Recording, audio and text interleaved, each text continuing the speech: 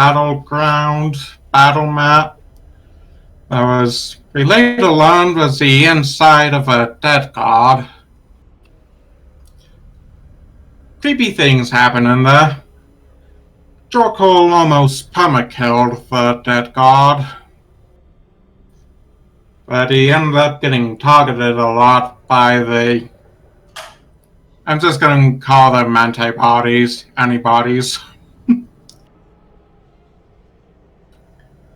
Hearth. Once we all got back, Hearth let loose some feelings he's had for some time at Jorkul. Then, after that, we learned that the trial of HoD is we'd have to save someone from somewhere. We were just told we know them when we see them. But Sphinx can only bring so many people with them when they teleport. So in order to bring the person or being we're rescuing back from us, one of the party would have to stay behind. But that worked out rather well because Tarnok, he stayed behind on the threat of being completely destroyed if he sabotaged things for us. And then we all went down to the prison layer of hell, and just the fact of us being there now means I am pretty sure of who we're rescuing.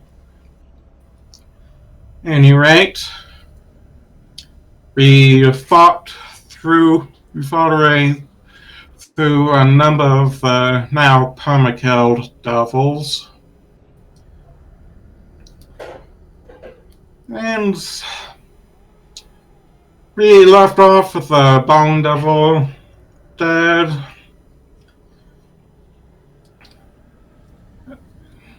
I don't remember. Inside the prison of what it seems to be an enemy of HoD for you people, as this is the circle, the sixth circle of hell, the circle in which the Dark Warden lairs. This is one of his establishments, his prisons, his cursed city, where he tortures the souls and enslaves those that dare find themselves in this plane. As you are all making your way inside there, Madeline and Talius were forced to fight some guards, and Talius was able to rescue, or at least break loose, a tiefling soldier that was remaining there. As Nodolas, Valen, Jorkul, and Hearth made their entrance, they all quickly destroyed the bearded devils that were running for their lives. After all, this is the plane of hell that we're talking about, and killing a devil here kills it forever. And as you've killed those creatures, the tiefling soldier turns back, looks at Talius, turns the other way, looks at Madeline and Hearth as Nautilus has increased in size and approaches towards you, Madeline. Jorkul, you can move towards there if you want. I believe you're on the map. No, you're not yet. My bad. No. Yep, I'll put you down now. I can move Jorkul a little bit. As Valen as well. As the tiefling looks back at Talius, back at you, Madeline. Who are you people? With no weapons on him, only an armor, a chain mail that still protects him. No shield, no anything. Well, we're on a bit of a rescue mission. We're not entirely sure who we're rescuing, but figure we might as well with everyone, just to be safe. Madeline, you? George Hark. I'll write it down.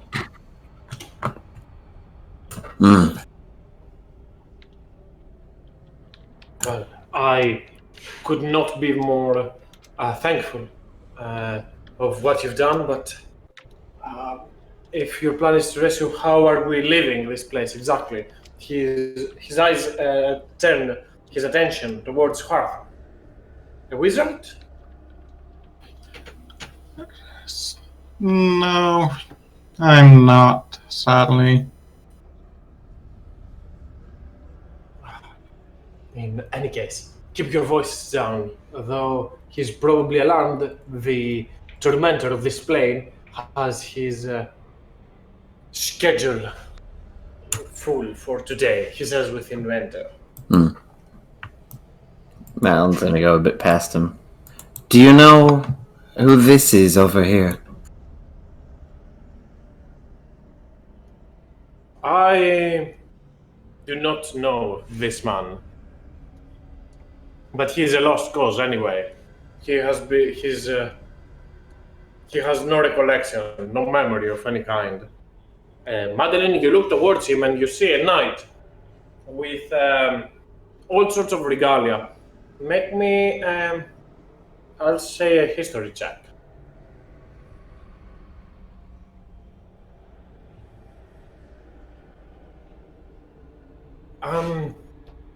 Though you can see a lot of sigils, a lot of things on him, he does seem to befit the role of a knight, probably an esteemed one of some status. However, you do see a symbol that you do not particularly recognize, but it doesn't seem to give you friendly vibe. You see a symbol of a weird triangle, black triangle on the side of his plate.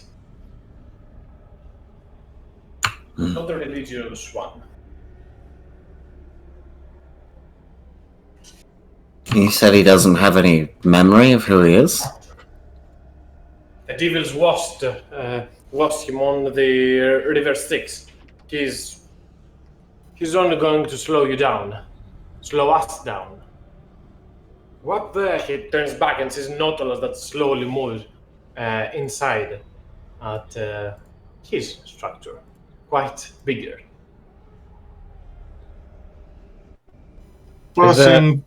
Blessing from one of the giant gods.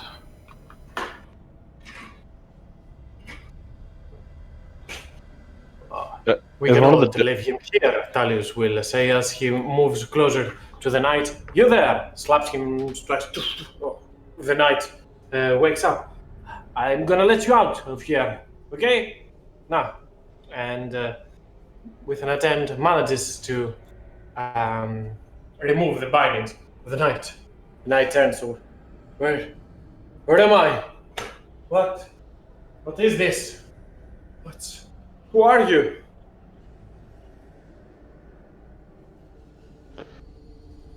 So, do we hear anything?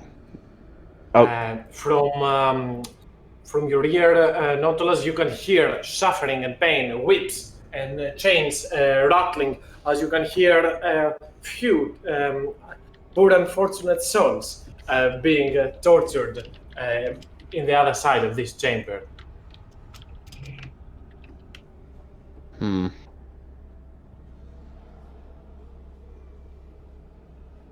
Madeline, as you move a little bit closer, you can hear also the flapping on wings and in infernal tongue tones from little devils, spined ones, as they flap their wings. How about this one? Oh, this one is tickling. Look at him jump. Look at him dance as they use their forked spikes to strike at the victims of the torturer. Alright, I'll look over to Talius and the knight.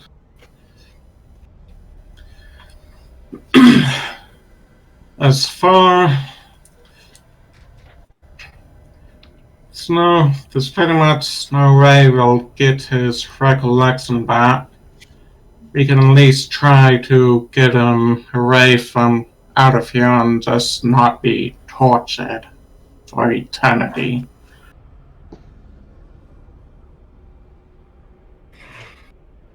Here, follow us. Talius will say. Maybe we can get you out. Valen says, well, we ought to hurry a little bit because I remember that Madeline said some devils going away. I would not like to be so much here for their return. But perhaps we should take on this, well, this torture. I mean, there may be some issues if we just leave them here. I am not sure. You think we are weak? No, I do not feel that I have the strength in me or the rage to fight much more. This form lasts for a minute. I'm not sure if we were running on. Okay, I mean, it probably is going to end soon. The best I could suggest is we take these two back to Heliocasti and see if they're who we're looking for. There could be more here, says Talius. Well, perhaps since they're busy with that and we took off most of the guards, one of us could sneak over, because I see another set of bars over there. You're I can do also that.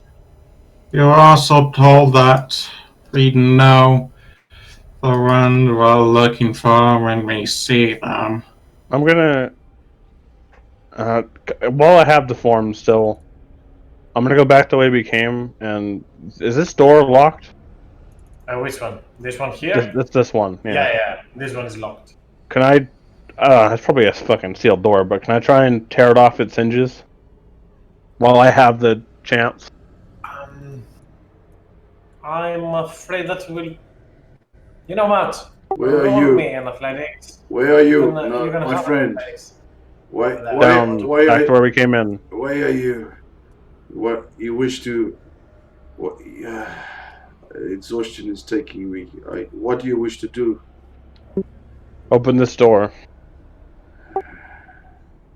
Let us pull and work together then.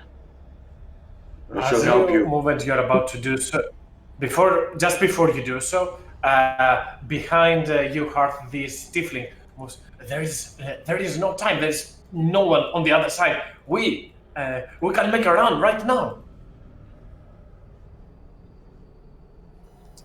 And in the meanwhile, before you respond to that, Hearth, just to get everything at this point, Nodals and Jorkul are approaching the gate to try and force it open. As Talius looks at Madeline, maybe I can run past without being noticed. What do you think? And Hearth, you go first. Just looking back to the tiefling, you were sent here for someone in particular. If we're not to be banished from our rightful realm, we will have to find them.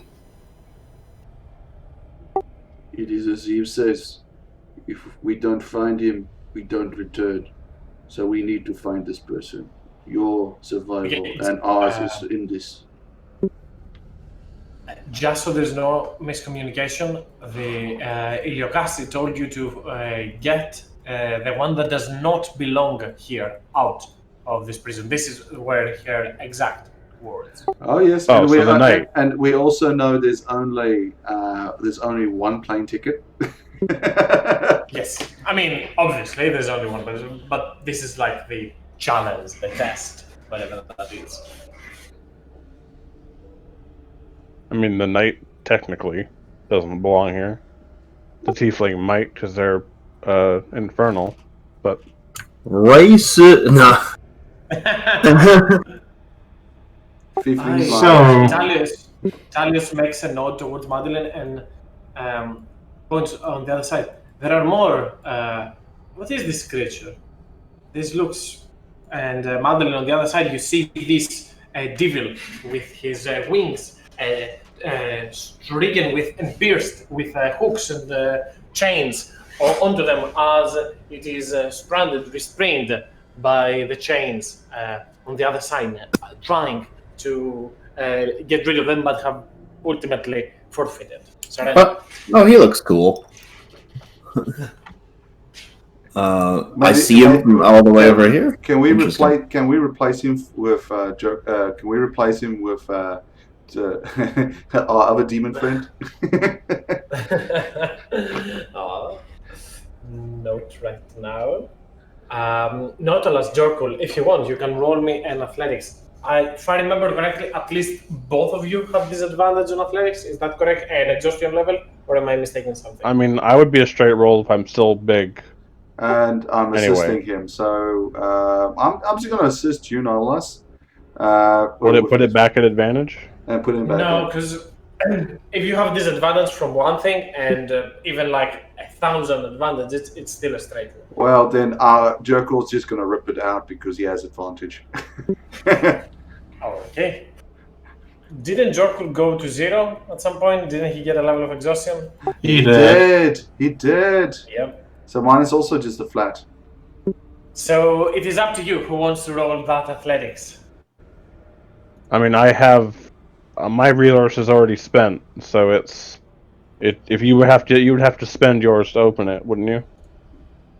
Spend my what? He doesn't have any more rages. No, but I have I've Bear Totem 6, which gives me advantage in certain things like this. Oh, well, I mean, I just have advantage because of my giant strength. So Well, no reason we both can't try. We all both can't roll. So let's see who breaks the hinges off this thing first. I mean, let's see if you break it first. Let's make me an athletics check, Nautilus or Jorkul. Either of you. Yikes. As not enough either. As both of you grab from one side the bars and try to force them open, you can hear the sound of crackling metal as you're barely able to move it just an inch. And as this happens, you hear a voice from the other side, Ishtahar, and you hear footsteps approaching this way. To the sides.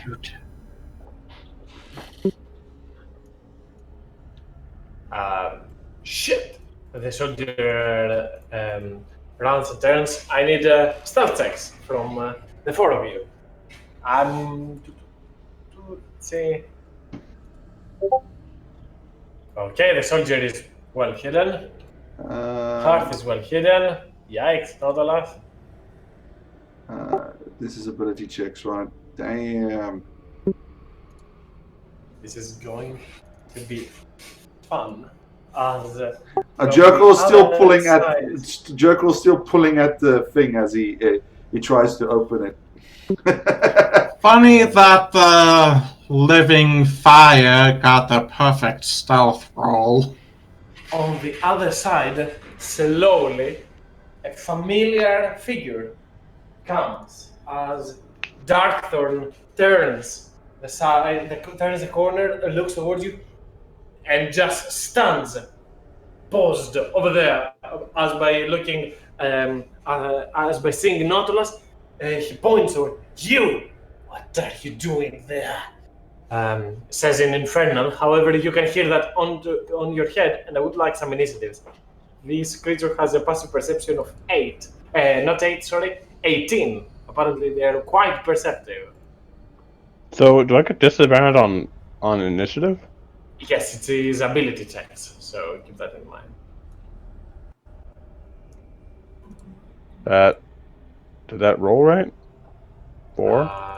Yep, you'd roll a 3 and a 4 and 14, so you keep the 3. Jorkul, that is 15 and a 6, so your initiative should be 10. No, I didn't roll advantage because Ranger has advantage on the first roll. Oh yeah. So it's native. I mean, you have advantage, but disadvantage from the thingy. That is a normal, and right now you rolled twice, but the 15 is the first one, so I'm keeping this one as Jorkul, you're first to go. Jerkul tries again to rip out the gate. give me an attempt, but you recognize, you understand that this is a very difficult attempt to make, as you've already tried it once. Go. Does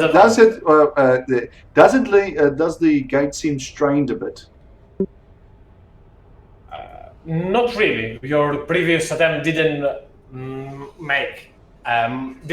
really affect the gate. Well, let's try again.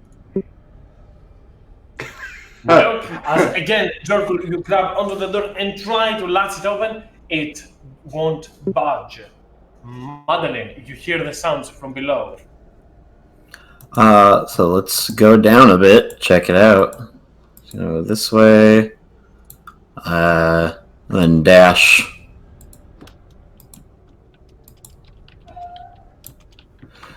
What's going on? As you run towards there, Darkthorn was looking at Nautilus, hasn't seen her yet, and seems looking at him quite sinister, quite almost. Then gazes towards you, Madeline, and you can see this surprised look on the fiend's face. Oh, you again. Hi. Oh dear. The knight will slowly follow behind as he comes over there and asks the soldier something. Valen will turn towards Thalius. Oh man, I have to play all of them together. This is so hard. As Valen runs downstairs and Thalius will dash forward. If I remember correctly, Thalius can rush up to 80. Oh, hello there! Will Thalius say as Nautilus, your turn. Right, did you skip Darkthorn? Did I? Apparently I did. Let me just do...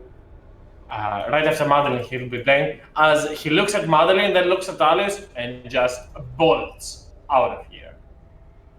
What the... and starts running away. Okay, So, I'm fine with that. Well, I have to keep. Well, now let's just go. No, shit. He's gonna go call reinforcements. We don't have what Helio Casti wants, and we're tapped. Use that hammer and smash the freaking guy. I guess I can try. I assume right now Nautilus would be the time that you turn to normal size, though. So at the end of my turn... Ah, damn it. No. Alrighty. Well, shit. All caps.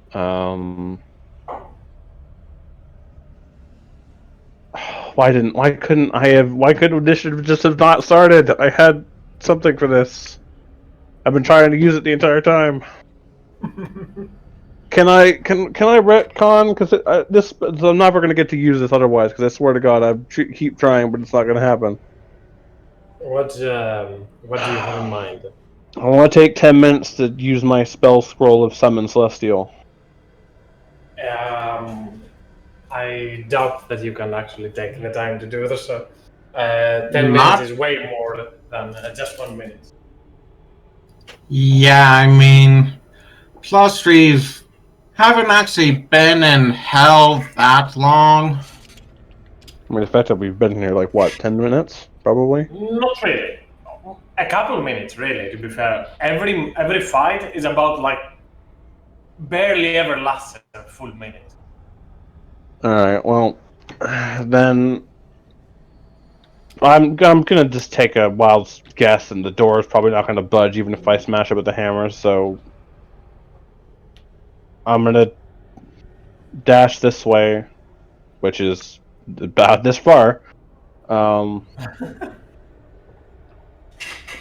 look to Madeline and say, if we need to rescue anyone else in this place, we have to commit to that. Hearth.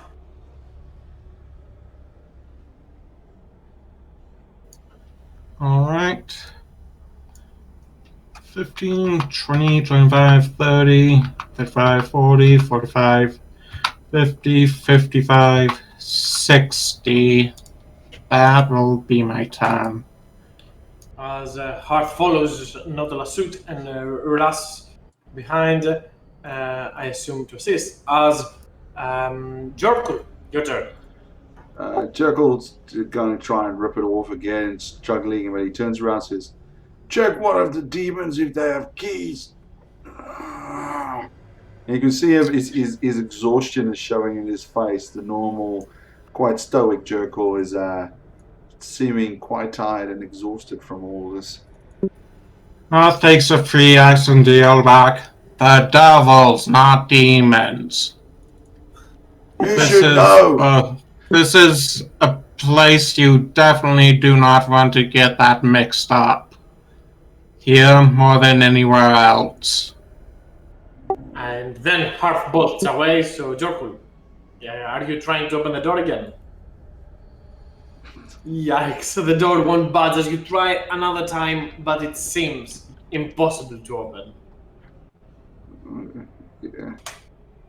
Any movement or staying there, Jorkul? Can I try another time instead of moving? No. No. Yeah, that's Doesn't me. work like that. Okay, as next up, soldiers. Wait, are you running back? At least let me move through. And he tries to move through you to go away. Are you letting him or no? Oh, so I'll let him through. I mean, from Madeline Nautilus that he has to pass through his squares. That this is more. Yeah. Oh, yeah, they'd let him. Okay. But Nautilus will probably like put the shield in front for a second and say, "If you want to take their chances out there with them rather than us, go ahead." You know what? Make me a persuasion check. Sure. I'm not sure if this is an intimidation. Make me an intimidation check. Oh, Yeah, this is intimidation. I mean, You're not trying to taunt him, but this is like, dude, this is an intimidation. Yeah. This is an intimidation. well, it's still a disadvantage, so I could suck. Yes. Yeah. I'll take my chances. You do not look as promising right now, he'll say, given that you're exhausted, as he rushes away. Madeline, your turn. Madeline's just going to dash this way. That's 30. Another 30. Right there. Oh, hello again. But that'll be it. Dark turn rushes forward. Excuse me.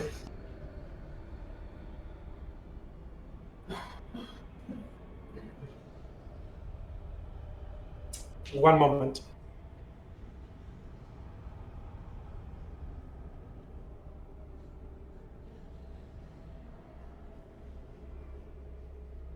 Hold on a minute. As Darkton rushes forward, looks at Madeline again as he comes from there, turns to the side, and speaks in Infernal. As yes, word, torturer, dark one, your chamber is at risk. Invaders, as he alarms the chain devil and the spine devils. And Madeline, as you go once again towards there, you can hear the cries of agony and hell of those creatures, as they have been probably masking your presence so far, as they have been screaming and squirming. I'm going to give them, let's say, surprise status, so they do not enter right away. And Darkthorn will take another dash action to run back. Wait, Darkthorn's running away from us? Does it not make sense that he's I guess that we have killed him Yeah, twice. and keep in mind, if he dies here, he dies. Yes, he does not want to die. As the knight next to all of you will turn towards, I would say Valen or Harf. Harf is here, so I'm going to turn to Harf. Young one, what do you suggest we do? The place, you know this better than me right now. What is your suggestion? And turns to Harf for guidance. If you want to say a few things, Harf, now is the time.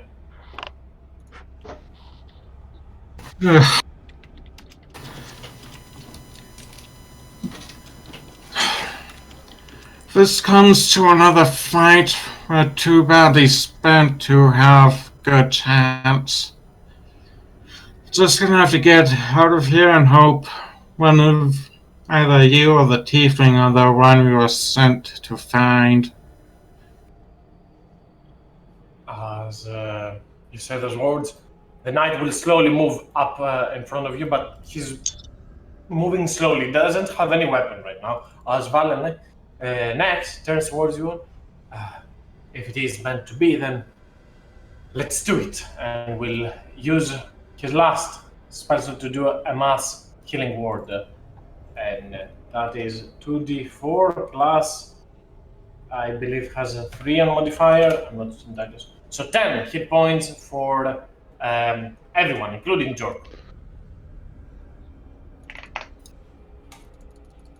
And no longer surprised, no longer surprised, no longer surprised. As Talius up next moves forward, high fives Valen on his way. Thank you, Valen, as he will take the dash action to move all the way next to Madeline. Nautilus, your turn. I will dash. Whole 30 feet. Okay. As Harf, your turn. Ugh.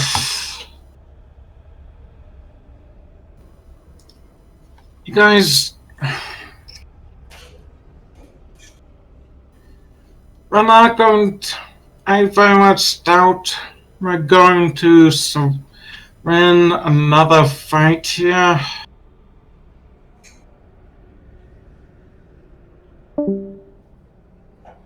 Oh. Ugh. I think that was just a bot. Nope, Madeline went down. Huh. So you didn't want to hear any of this. Well, can I respond to Hearth since I'm pretty much right there? Yeah. Well, this is the test of heart. So we might want to consider that saving people is our true goal here, or as many as we can.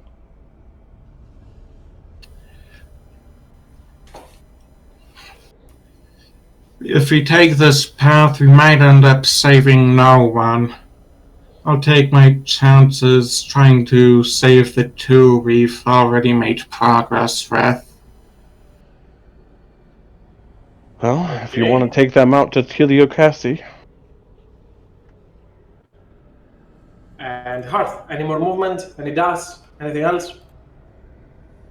Okay, I'll just shout back to the knight. Follow me. I've got us a way out of here. If my companions will follow. Then 20, 30. Jorkul, you're up next. The knight turns towards you, Hearth, and will follow you on his next turn. Jorkul, your turn. Futility, Zal name is Jerkle.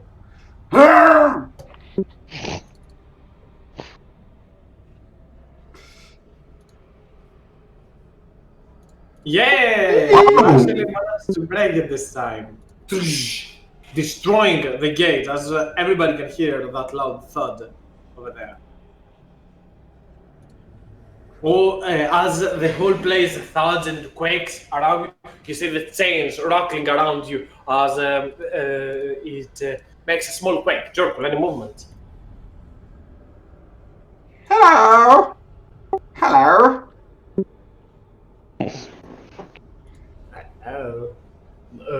Dakan turns towards you and snarls. Just you see this, his teeth, his spines, all looking towards you as he turns back. Sees Madeline and Alice on the other side. Madeline, your turn.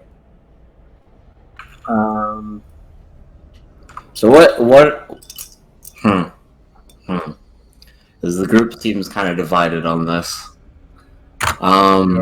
You are divided by 3 different groups. There's a group 1 that wants to go ahead and try and save people. There's a group 2 that wants to run out with the ones that you already got. And there's Jork, who just opened another gate. Yep. Let's move a bit forward. Jorkal's walking up to Darkthorn trying to find out if he tastes like chicken.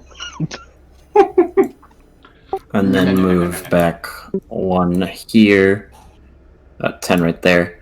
And I'm just going to take the dodge action just to kind of scout some movements and just get a better plan. And you see on the other side, the one that he called the dark one, the torture of this place filled with spikes, flails, morning stars, hooks all around him, as animated chains all around him have engulfed and restrained the poor victims up ahead. Next to him, 4 spine devils that are assisting with this torture. Anything else, Madeline? Oh, you took a dodge action. Yep.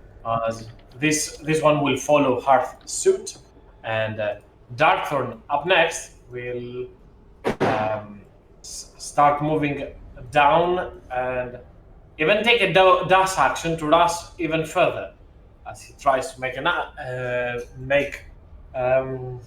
his exit, make a run for it. The knight will also follow Hearth as he starts running with him. Valen looks back at Hearth, back to the other guys. We have to save those poor victims, I assume Hearth would say, Valen would say, as he will dash over there and end his turn. Spine Devil now, though, turns and speaks a few words in Infernal as it will fly closer to you, Madeline, and with disadvantage will hurl 2 tail spines towards you. So it remains with 10 after that. Need to keep them. Both miss. Yep. As oh wait, I can put come on here. Another one will do pretty much the exact same thing, and another one. DJ Khaled. The 17 hits. Okay, as let me do damage and have to play tally. Oh, I have resistance to that fire, so it's just 8. Mm-hmm.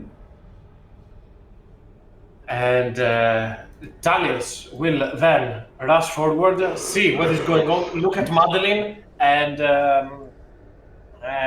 almost like if he's asking for permission to move ahead and try and strike them. Yes, son. He smirks, even though he's badly injured, he smirks and rushes up ahead to try and fight with those devils, as he'll be using his Kopesh to make multiple attacks instead of 1 magic. That will hit for 9 points of slashing damage, and a secondary one. Not Shadow Blade, my bad. This is a Kopesh attack.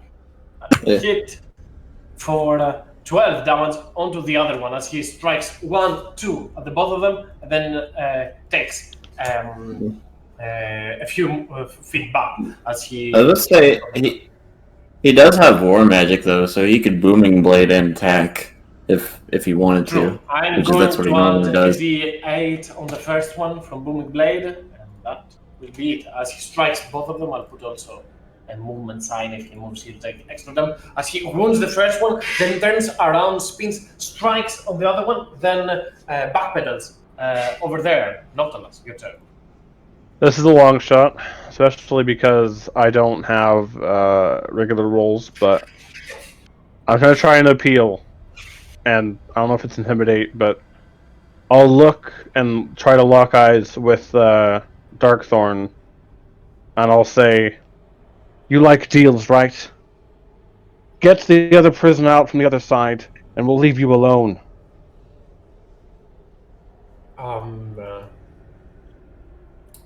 In common.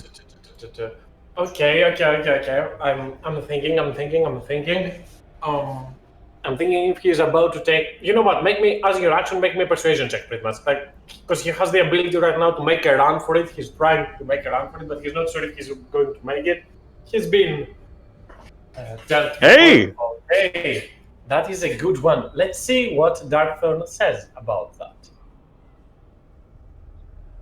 Damn it! He does Always. not seem convinced, as he seems to be bolting away, making a run for his life.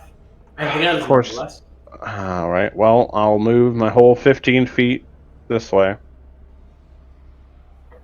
As the chain devil on the other side will seeing how you've all be moving towards there, we'll take movement up ahead and speak in Infernal, as he will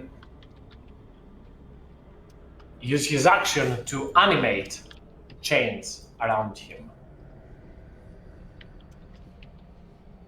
The other ones that were already existing are destroyed, withered. As 1, 2, 3, 4. I mean, they have to be closer to the wall, so there will be probably something like that.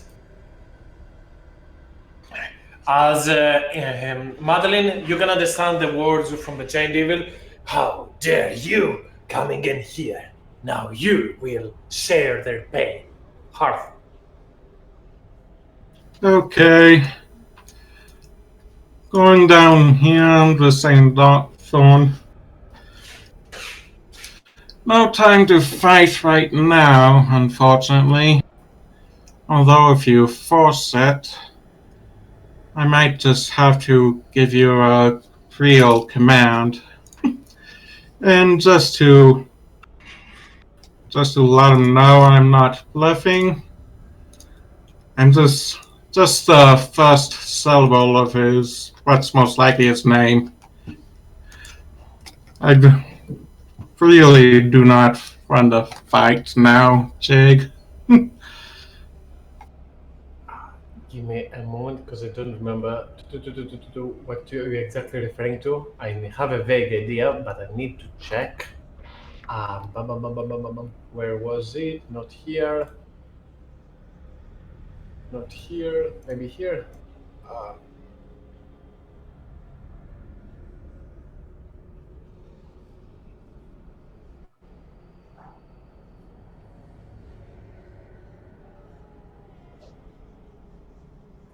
Nope, not there.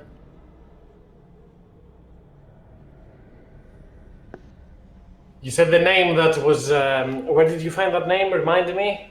Just trying to make sure. We found it in Angel Stand. Or, we found it in the book.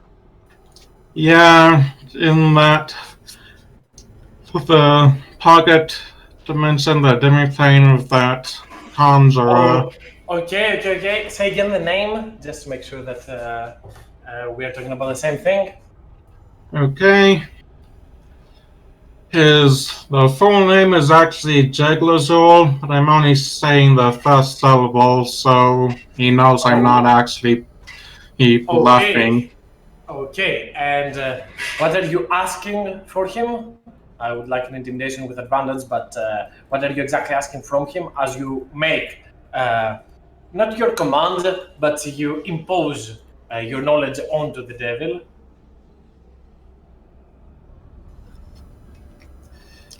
You don't try to stop us. I don't put an end to your existence. I get on with more. We're stupid. Do not roll me the intimidation. Darkthorn just nods and bolts the fuck out of here. Okay. And Gelskarth.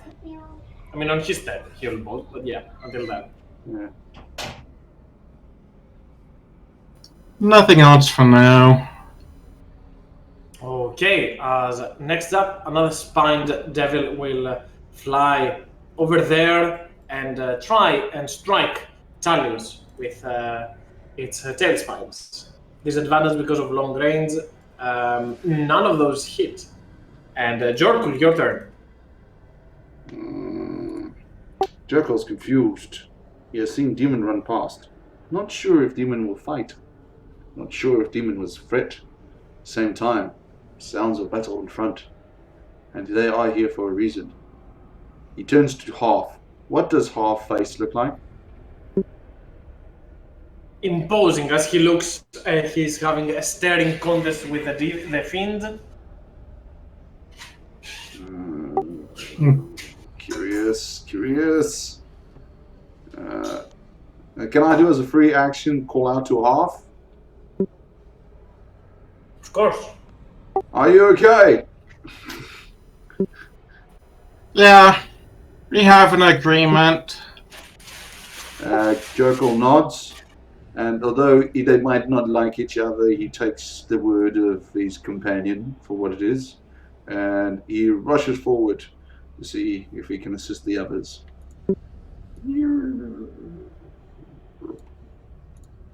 Okay. Madeline. Just 2 seconds. I'm not finished my complete movement because there was the free action talk, and I see. Oh, okay. And I see somebody on that side, and then I'll take a dash action to move another bit. Sure. Well, might as well try and break down these. I'm guessing this gate's open. Yes, this gate is open. And this one? This one is closed. Okay. This is closed. The futility of Joker will continue next time. As Madeline, go ahead. Glimpse of Jorkul running on the other side. So she will trust Jorkul to do that. She honestly believes that Talis can handle those two devils pretty fine, so she's going to come forward, and seeing this chain animate is going to attack this chain right here. Okay. Just before they become a big issue, so let's just go for threesies. That's probably a miss. That is a miss. That is a hit. Not much at all.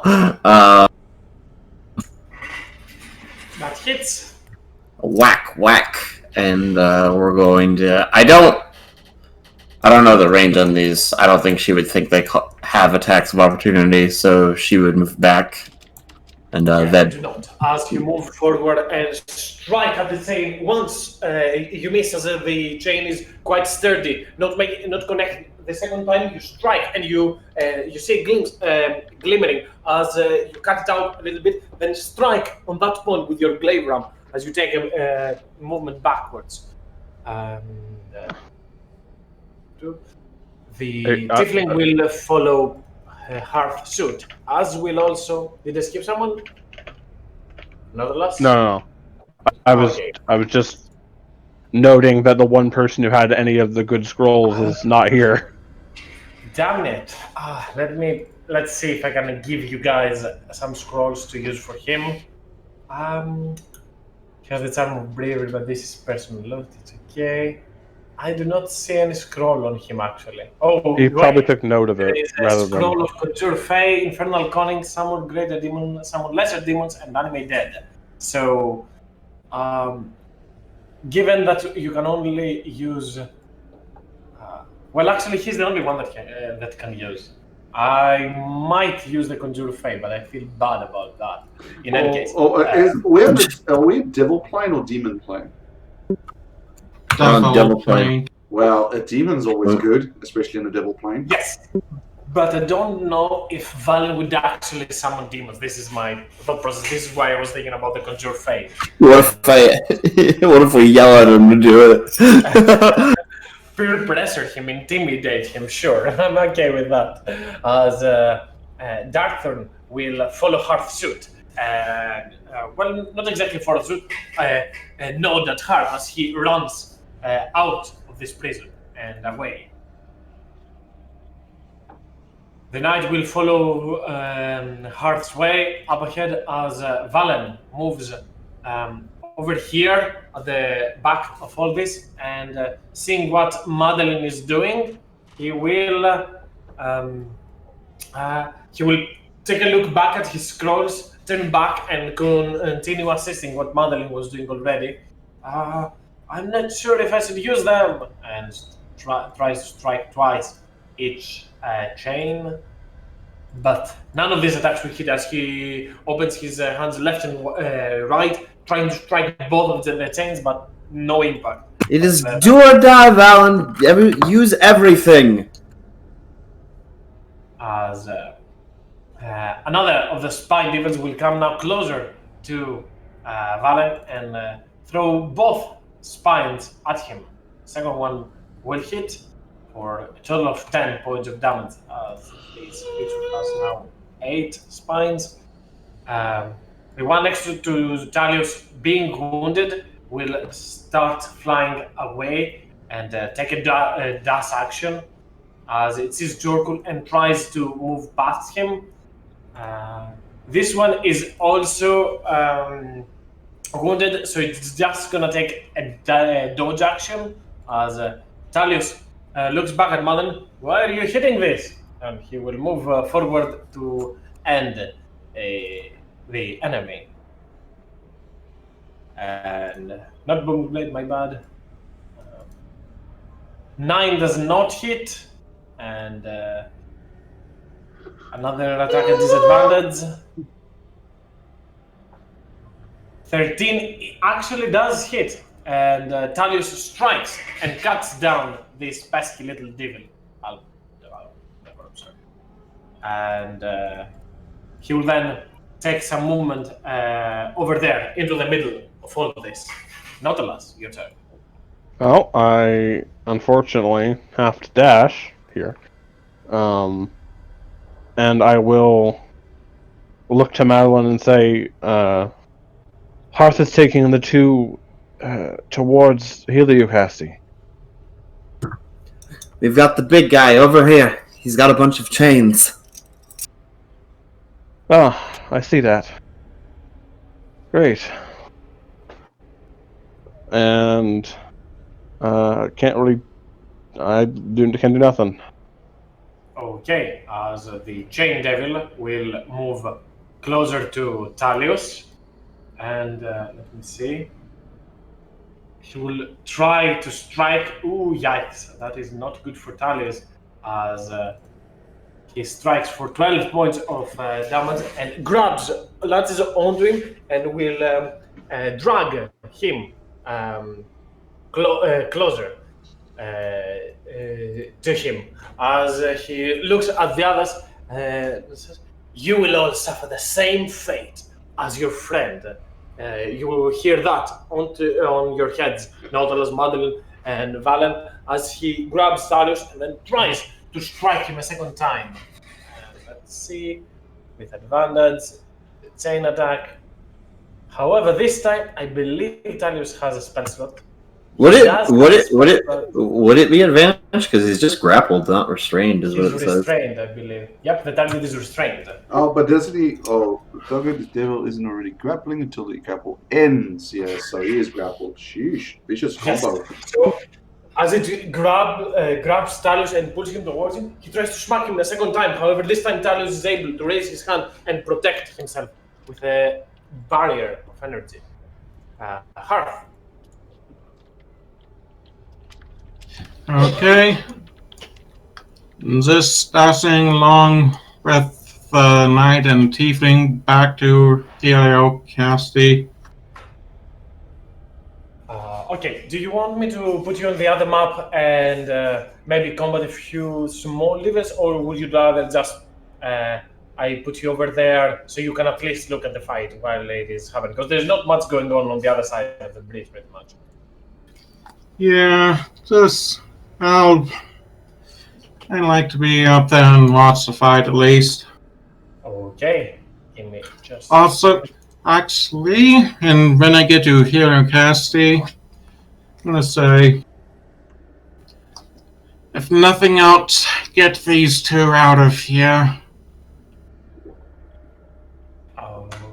Okay, I'll keep that in mind as you're taking them out. I'm at least tracking your way. That's 10. So over there, at least for this turn.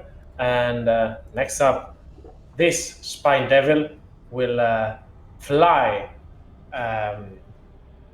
closer to the whole lot of you and try to throw some of its tail spines. One at Madeline, one at Valen. Are you still dodging Madeline? No, but an 11 wouldn't hit. Correct. So it only hits Valen for 11 points of damage, and then will fly the rest of its movement back there. Jorkul, your turn. I do the Jerkle thing. Let us try and break this open. He takes his shoulder to it. How about the Wow. the door? Jorkul opens up another door next to you. Jerkle hears the screams of his brethren. He feels the intense flying and fighting, and he roars, trying to get the last bit of exhaustion out of his body as he smashes through, takes his shoulder, just rams into the way above the lock, and just breaks open the door as he runs forward. As he runs forward, just one moment, Jorkul, move yourself over there. You destroy the door and move towards there. Both the mage over there, the mage covered in red robes, obviously doesn't have a staff with her right now, but he does have these robes.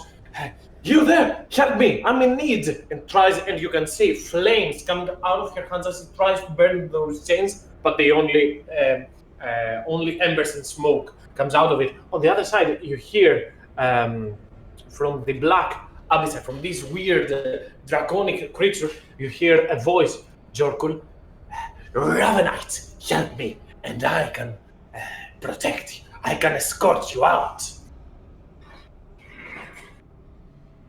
Do I have to choose between the two, or can I just both open it for you both? Both are making a plead right now. You don't have an action this turn in any way, so it's not like you can do something right now, but pretty much both of them are pleading. You can do one and then the other. They are not probably enemies, but they're both pleading for your help. Oh, well, considering the fact that he actually called me on what I am, and he looks a dragonish, doesn't he? Yes. Okay. He looks certainly draconic. Okay. I will free him first, but Joker, as a free action, will say, it says, I shall free you both. I shall free you both. We shall fight and we shall leave. And he moves forward towards Dragonite, but he'll only take his second action next. But he basically tells them both he'll free them both. Okay, Madeline, your turn. Madeline, seeing what's happening to Talius, is going to move there. Oh wait, that should only be 30. Don't mind that. But she's gonna come and basically scream at this devil to let him go, and she's going to wallop this boy. So let's do that. That's that hits. okay. And then again, that's probably a miss. Does not hit. That's also probably a miss. As you move and strike at the chain devil, you try to cut him again, but this time with his hand, he grabs your glaive. You try to spin him around to strike him a second time. He raises his animated chain and quickly attach your glaive and pull it back down as you pick your weapon up, and he prepares to continue his assault. And the guy's Madeline. No, that's it. Okay. Valen is up next. Oh boy, why do I have to play so many? Because Soldier and the Knight are following. Darton is running away. Let me just remove them from initiatives. And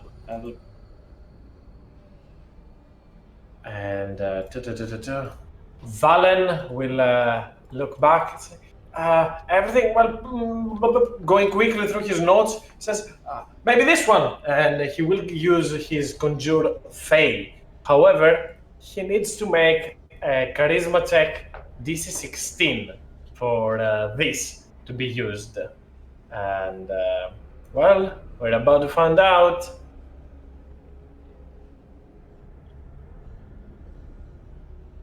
Yes, conjured Fae will work, and he can summon. Pixies.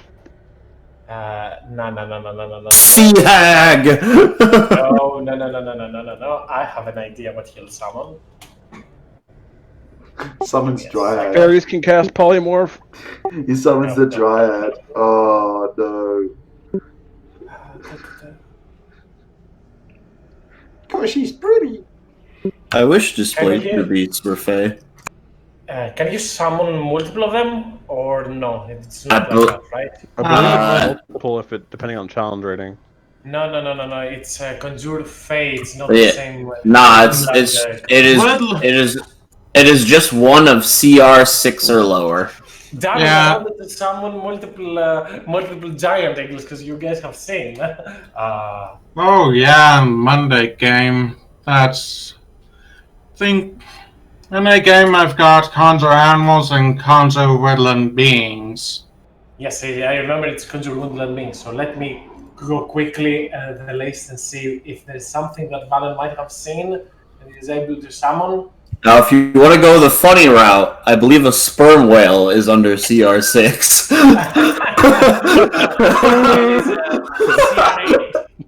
Damn it! The sperm whale. Just the I ring basically whales with think sperm whale. I think of the boys reference that's your the boys. Swear to God, if it's a giant seahorse, I'm gonna be upset. I doubt that Valen can summon like a Dusk Hag or a Nanis Hag, so we are probably going with a beast of challenge rating 6. I mean, So- does it? Do you have to know of it? I mean, I mean, at least let's make fitting use out of them. I believe. Or if we're going down, there's an option is put a couple down and then we roll the dice to see. Valen watched Ice Age. He would know what a mammoth is. Let's go with the gigantic mammoth. There he is! That's a big boy, which is where it is summoned. It appears by its space within 90 feet, so straight next to the chain devil. As Valen speaks these words of power, and a green dust appears, swirls around the room, and manifests over there, and you can hear this tusking sound as it thuds onto the ground and waves its tusks around the chain devil. As I believe. Valen will do that and will go behind Nautilus. Help me! And he will drop prone. I believe you roll initiative for the mammoth, right? I actually do. I have to roll that. Quick catch. Roll 12, please. Or 11. 11. 8 is also good. It's yeah, that's actually amazing. As Valen goes behind Nautilus and tries to hide, if I remember correct, Spine Devils are, they are clever. So they'll turn back. The Chain Devil will use its telepathy to say a few things towards them. And the creature will fly up and try to hit Valen with its 4th spikes. So they do have disadvantage on that, but they can still hit. None of those will hit, however, as the Spine Devil hurls 2 more of these spines towards him. This one is bolting away, as I said, so no need to track him anymore. My Felicia. And the mammoth now. Where are you, good mammoth? It only makes 1 attack. Is the attack considered magical or no? It is not. Ah. Oh well. Despite the damage. So Yeah, I was gonna go say. with a stomp first. That will hit. Yeah! Real mammoth hours! Slams at the chain devil for a powerful strike. Talios looks at this. Oh my god, this is amazing. Talios next up at the start of his turn, I believe, suffers 10 points of piercing damage as he's still grappled by chains. Barely alive. Did he not? Doesn't he get an escape at the end of his previous turn? Not really. It's pretty much as long as this grapple continues, so he can try to free himself as an action, or Is he it- can keep at the start of his turn taking the damage. Like the chain Is it auto 10 or is it a roll? Because I think it was a I roll. rolled the 10. Gotcha. It's a 2d6 by the way. Gotcha. Gonna check. It's a 2d6, yes. I rolled the 6 and the 4 last time. Gotcha. And Dalius will. Where is. Oh my god, so many characters. This is chaotic. Oh, is he still conscious? Yes, barely. With Oh, one wait. hit point, he will attempt to get out of this. And DC here 14. goes- You can do it. He does it. I believe this is exactly the same, correct? That is correct. Yeah, as Talius grabs on the chain and makes a quick jump while his feet is still pierced by that. As he does so, the chain rattles and spins and spins and spins again, tying itself around its own length as Talius manages to wiggle out of it and escape. As he does that, I don't believe he has an action. He does not want to take an opportunity attack. And I don't believe he has action surge. Let me check.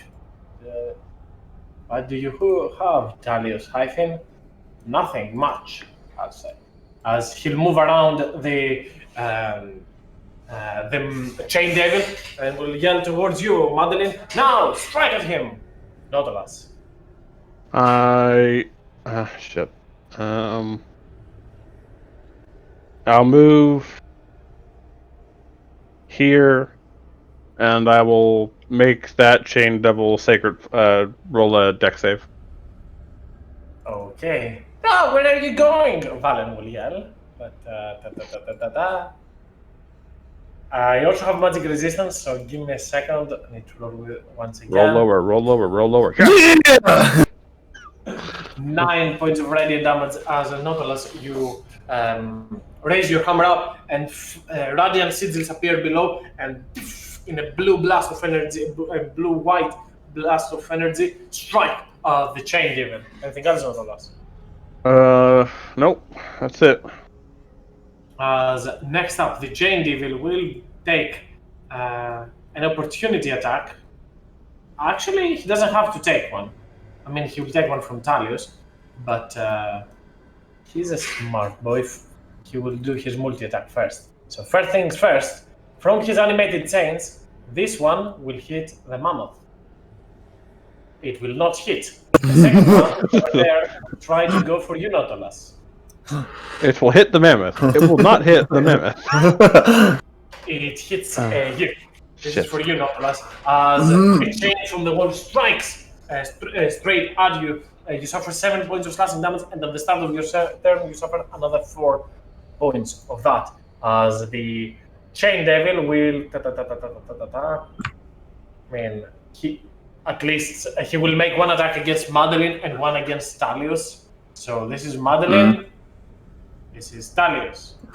Talius, with his last Vikings Spell Slot, will shield and get his AC up to the 20s to avoid the attack. And as he strikes at Talius and he uses his hand to protect himself, the Chain Devil will move over here, still within the reach of both the Mammoth and you, Madeline. So, Okay. yep, that is correct. No, it's not within reach of the Mammoth, so he's gonna go here. So it's still within both of your reach. As Hearth, no Hearth. The Spine Devil over there will actually take a dash action and fly above you, Nautilus, and will rush towards Valen over there. But this is a dash action. He cannot do much right now. Jorkul, your turn. I'll free this creature, which looks kind of like a dragon. Okay, I'm gonna roll initiatives for them both, so they play at their own separate turns. Make me an athletics check. I assume you try to break the chains, or an attack roll. Up to you. Attack roll most probably. I'll attack the chains with the silvered great axe. Okay. And I'll do reckless. Since I don't have disadvantage on my attack rolls, it just makes better chance. Okay. Give me the attack. Strikes. Roll me damage. That is not enough to break, but you do have an extra attack if you want to. Oh, yes, I do. Another one.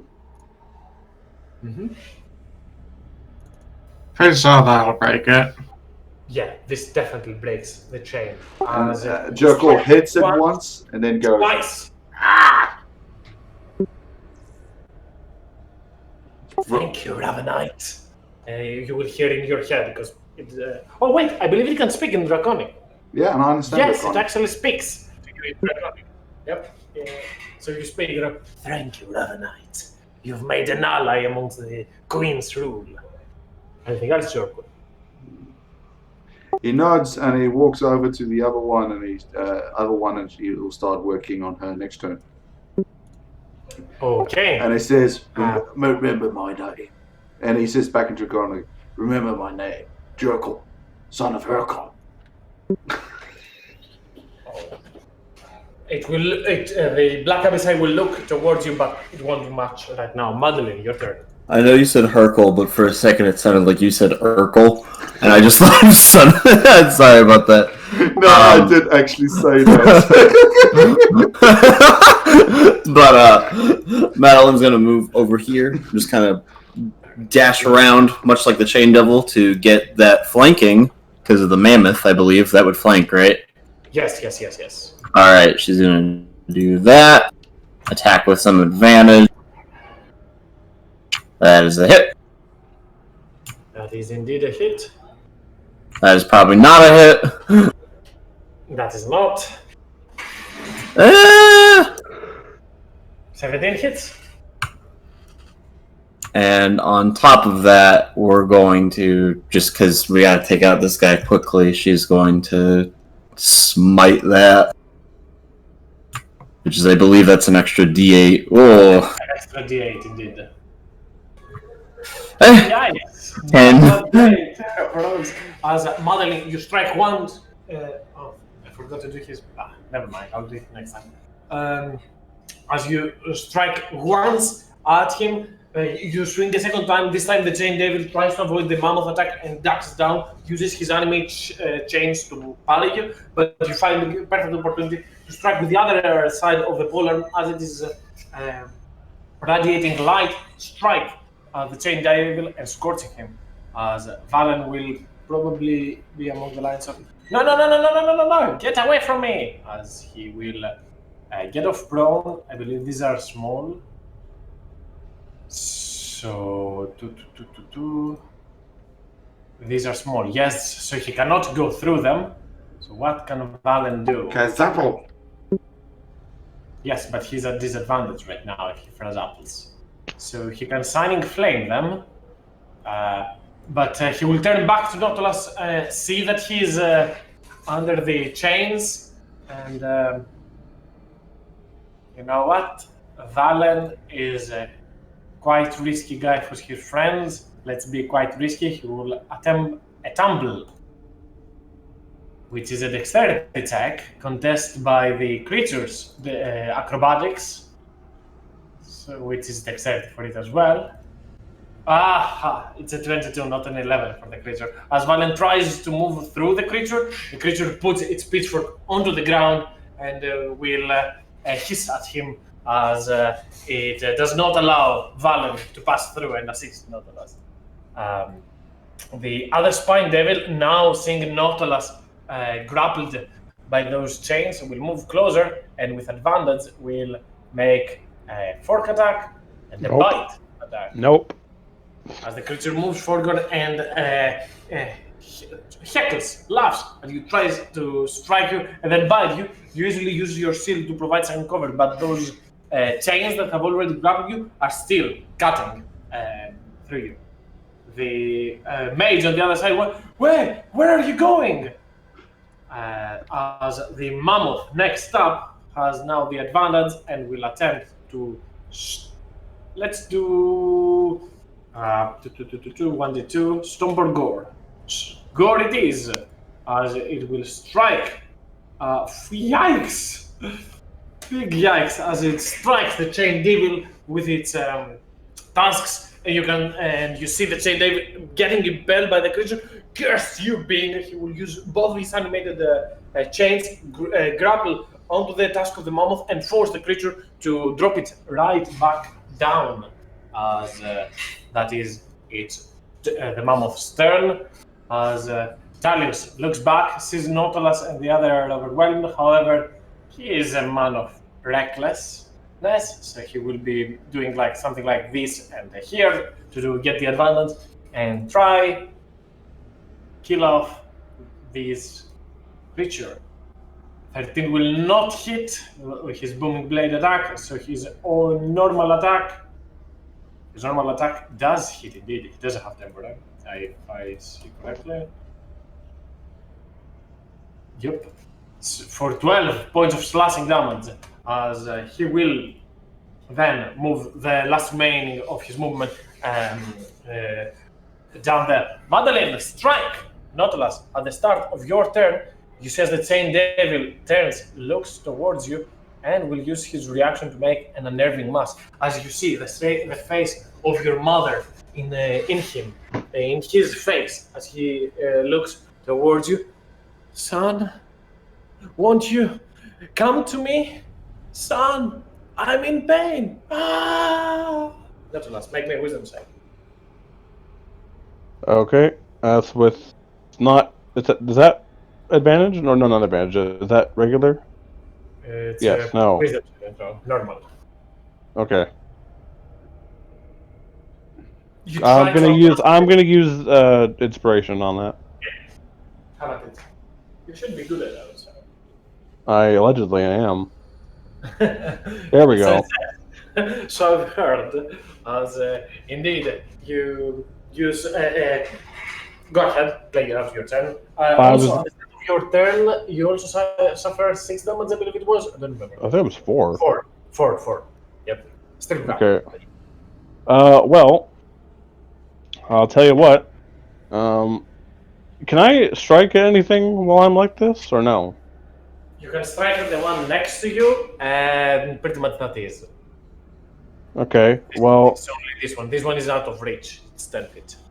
Okay, I'm gonna strike at the one behind me. Just to try and... Because that just really pissed off Nautilus. Okay. Not... Does it... Oh, does it hit? With disadvantage, because you are restrained. Oh, shit. Wait, that's not the right hammer. So yeah, roll it again. Regular. Regular, yeah. You already have a 17. So. 12 axe does not hit, however. No. As you not only try to strike, but the chains still grappling at you hinder your movement and do not allow you to take full opportunity of all that. Full advantage of your movement. As you try to strike at the creature, as it looks towards you and laughs with a grin, as it sees that you were unable to attack this turn. And the girl is Nautilus. Nope, that's it. At the start of your turn, Nautilus, you suffer 5 points of piercing or slashing damage, whatever that is. And the chain devil now will make his attempts first. Where is chain devil? Here is chain devil. So, the one next to him will try to... Can it even grapple? Huh. It can actually grapple even the mammoth. Can that work? Because it doesn't say a size larger. Well, it's technically speaking, if you think of it logically, it can grapple and restrain doesn't always mean the entire animal is restrained. It can just be a part of it, or like touch. Yeah, of course. I mean, it's not like it's gonna engulf it. Like it probably is gonna go for its task and keep it down. But that is what I'm saying, because other creatures say if the creature is medium size or something like that. Apparently, from what I found out, it seems that the chain devil is able actually to restrain the mammoth, so he will at least try to do so with one of his animated attacks, and that will hit the mammoth for 13 points of slashing damage, and restrain it.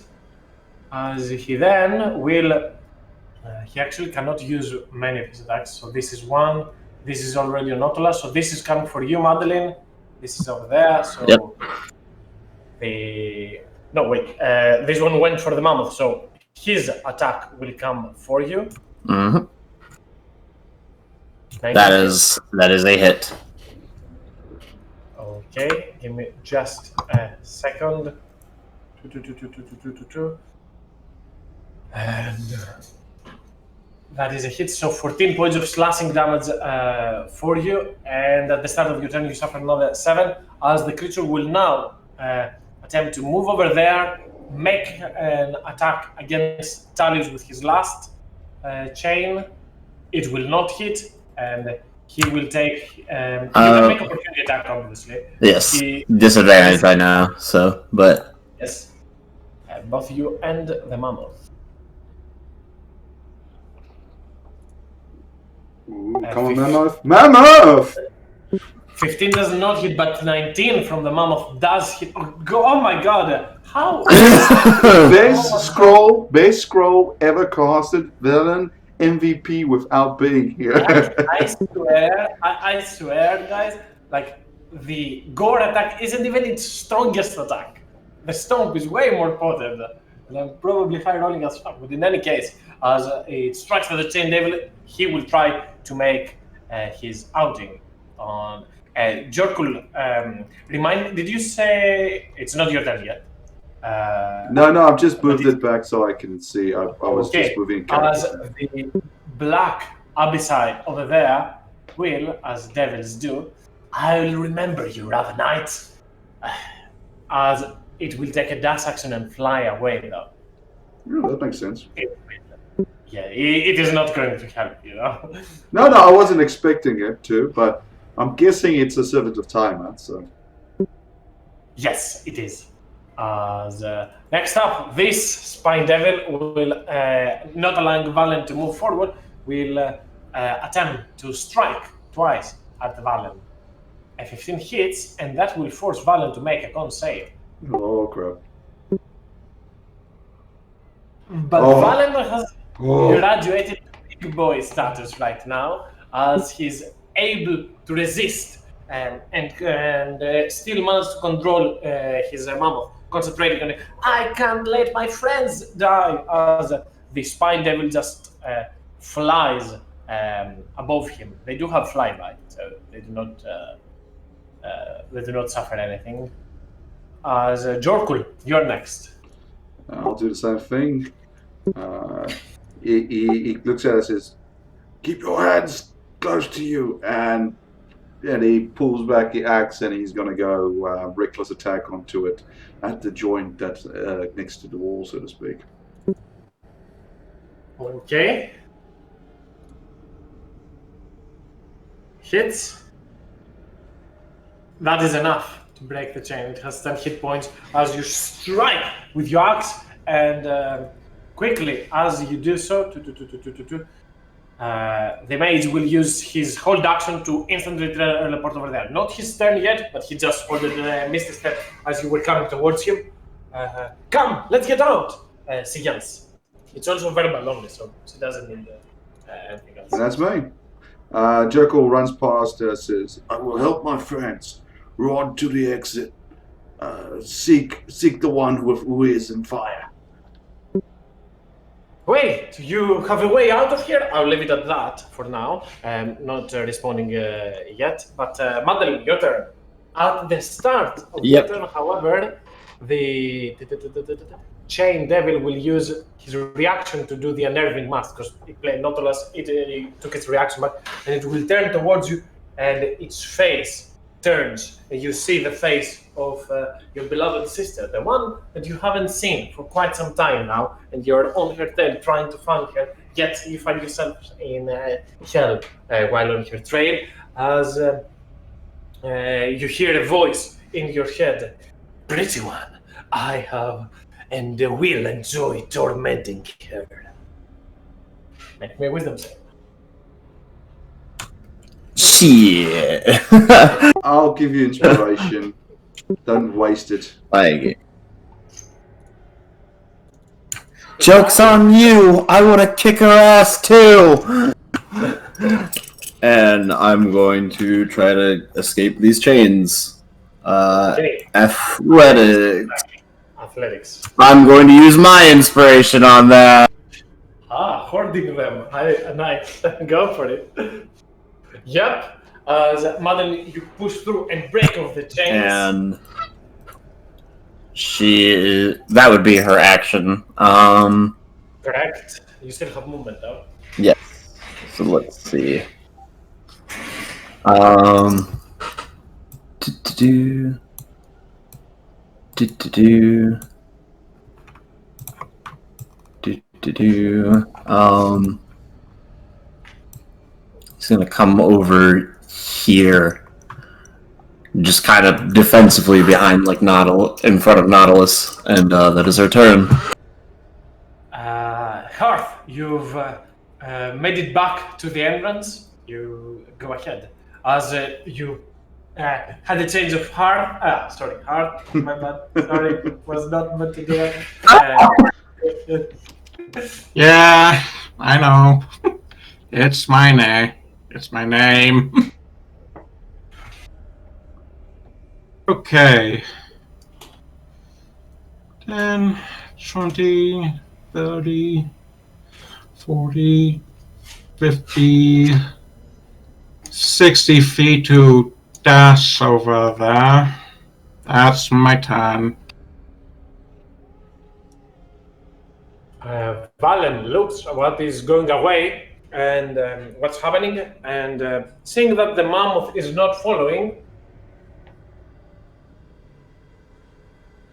he will move towards there, and wait, no, this is a beautiful beast, and he will try to break the mammoth free.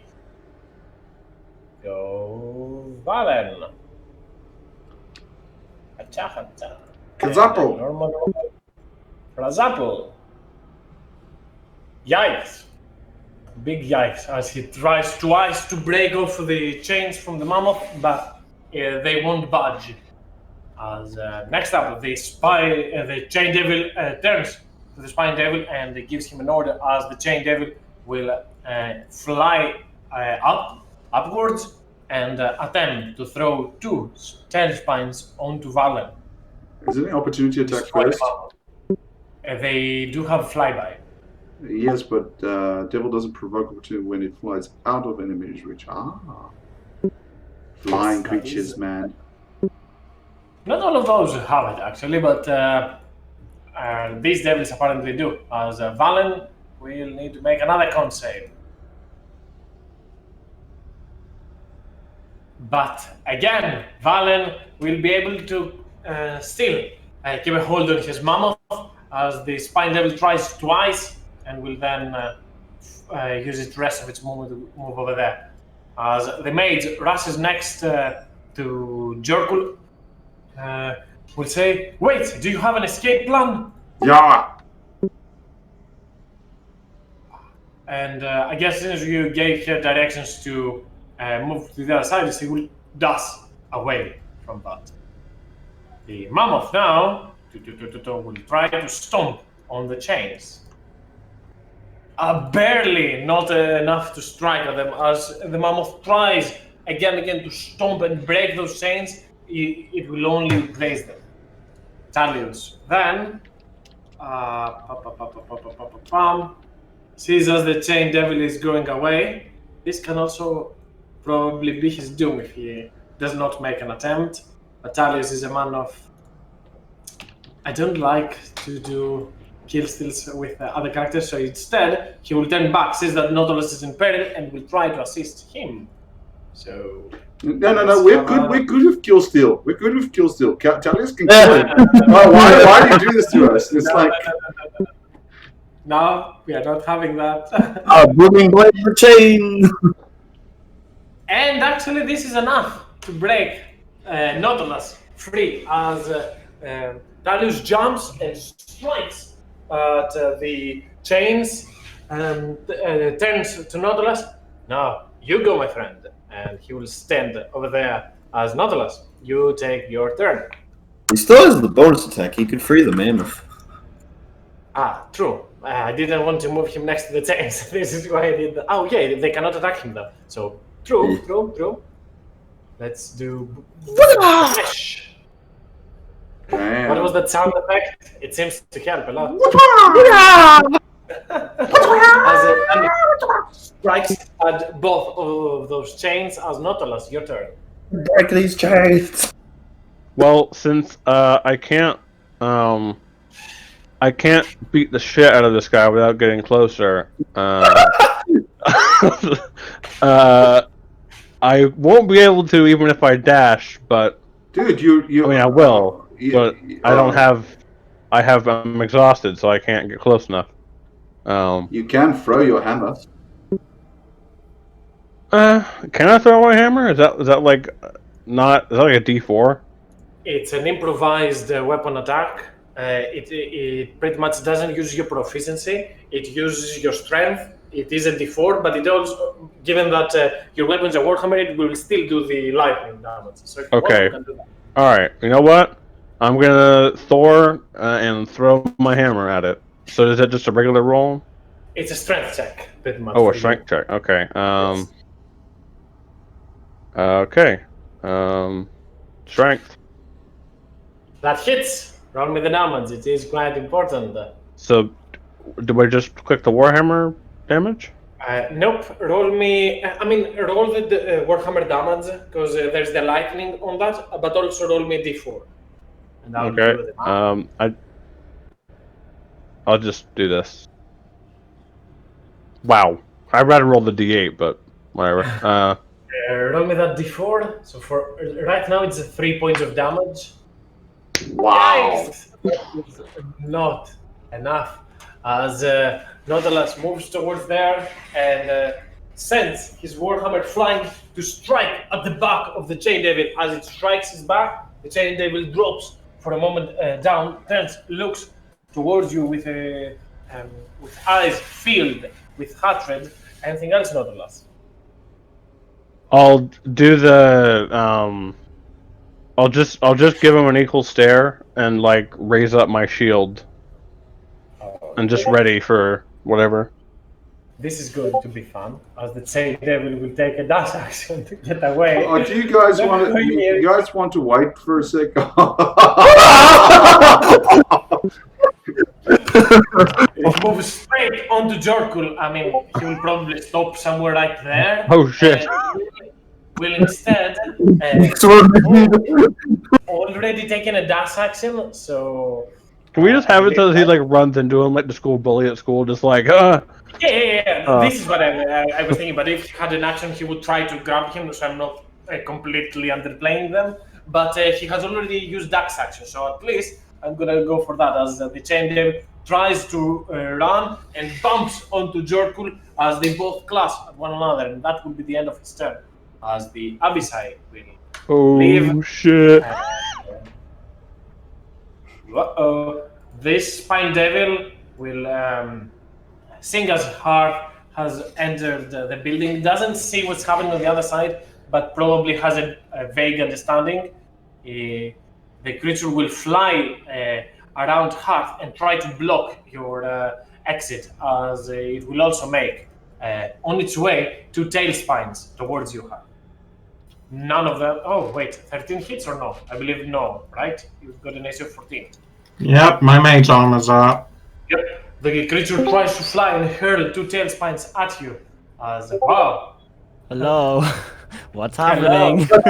You barely survived. You're like on 2 XP or something.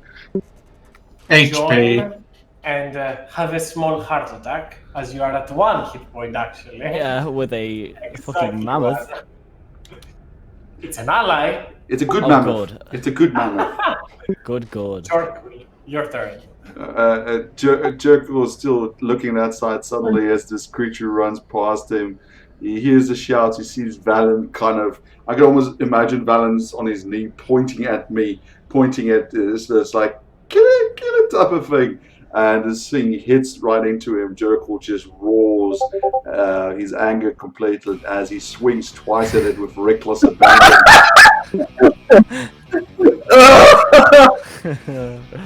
Beautiful. Have a clue.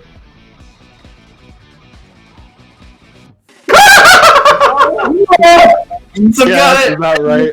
That's about right. Oh, there we go. Yes. That's my hit.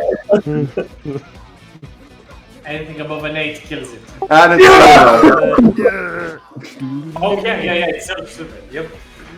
So you miss the first time, but then strike and cut down the chain devil as it drops, and the chains rattle and drop to the ground. As all animated Can I add chains something do. to it? As the swing bounces into him and he slashes forward, he misses the first one as the chain demon just expertly dodges out of the way. Next time he springs it over, he hits it, but he kind of hits it skewly and hits it at the neck. And as he hits the head goes flying past the red mage here, hitting the red mage in the back of a big bump. And indeed, as you stand on top of the headless corpse of that chain demon. And I mean, it doesn't matter much, but sure, let's keep at the initiatives. If you want to move to Jorkul, now is the time. Madeline, your turn. Probably not knowing that the chain devil is dead, she would move and then see it and be like, oh shit, alright. And is this thing in the air? All of the spine devils are in the air, yes. Gonna jump attack. Woo! There's him up. The music has changed from No! to As fuck. It's my turn. Hearth, your turn. This is the winning music at the moment. Little bits on. Okay. I thrust that spine devil aside with the 3rd level magic missile. So that's 8 points of damage, I believe. As orbs, 6, magic 8, orbs 10. gather. Oh, 3rd level, yeah, 3rd level. Okay, that's at least half its HP.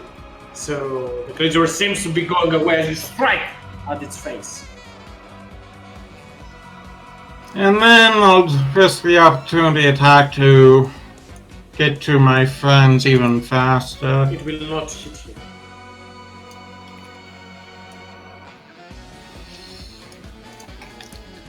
Alright. And that is my turn. As Valen says, Harp, you came back! Look at this magnificent creature! And he points his hands to the right as you still cannot see the mammoth. The spine devil, seeing what you guys just did, will be taking a dash action to fly as away as it can. That's what I thought, fuck boy.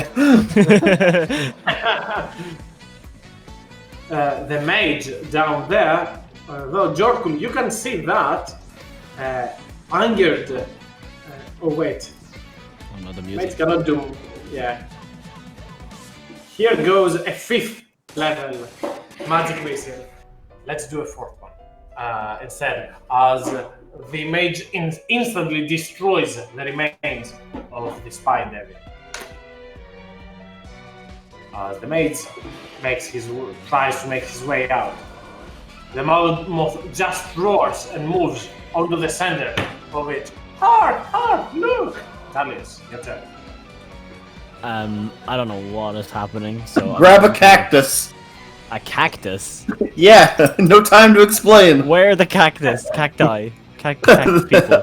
Or Gimp, one of the 4 up at the top. I action grab a cactus. Where's the There cactus? is no cactus. Oh, I'm God. sorry. What am I doing? Who are these people? Why are they tied? Are they tied up?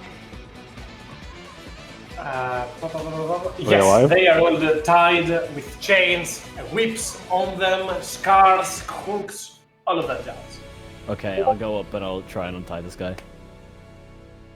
Yeah. As you move closer, you see different sigils onto them. You see, Talius, make me a religion check. Religion. Oh. Well, no. You just see weird sigils on them, I guess. You see about right. weird circles. Yep. As you untie. Funny tattoos. Yes. It looks kind of cool. Anything else, I'm gonna Darius? get one. No, it's my turn. I don't know what else to do. Not a last.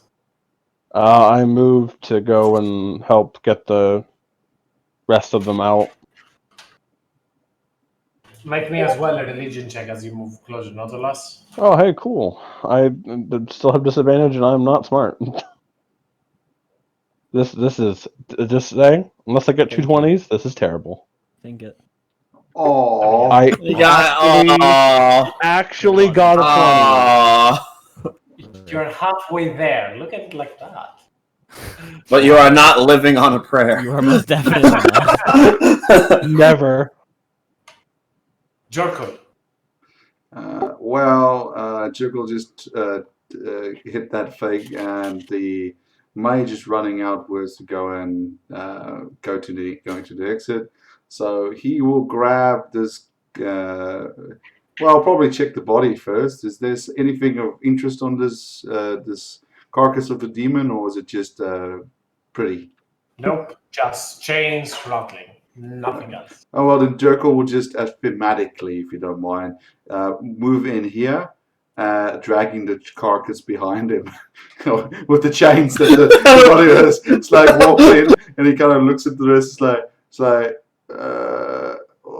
where's the where's the? I thought they were fighting here. That was the fighting. What do you mean?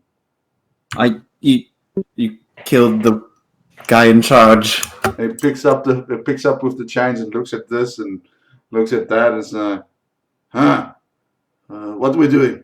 And he drops it, the carcass just down on the floor. Good question. I've freed two more over there. Dragon and human. She's running outside.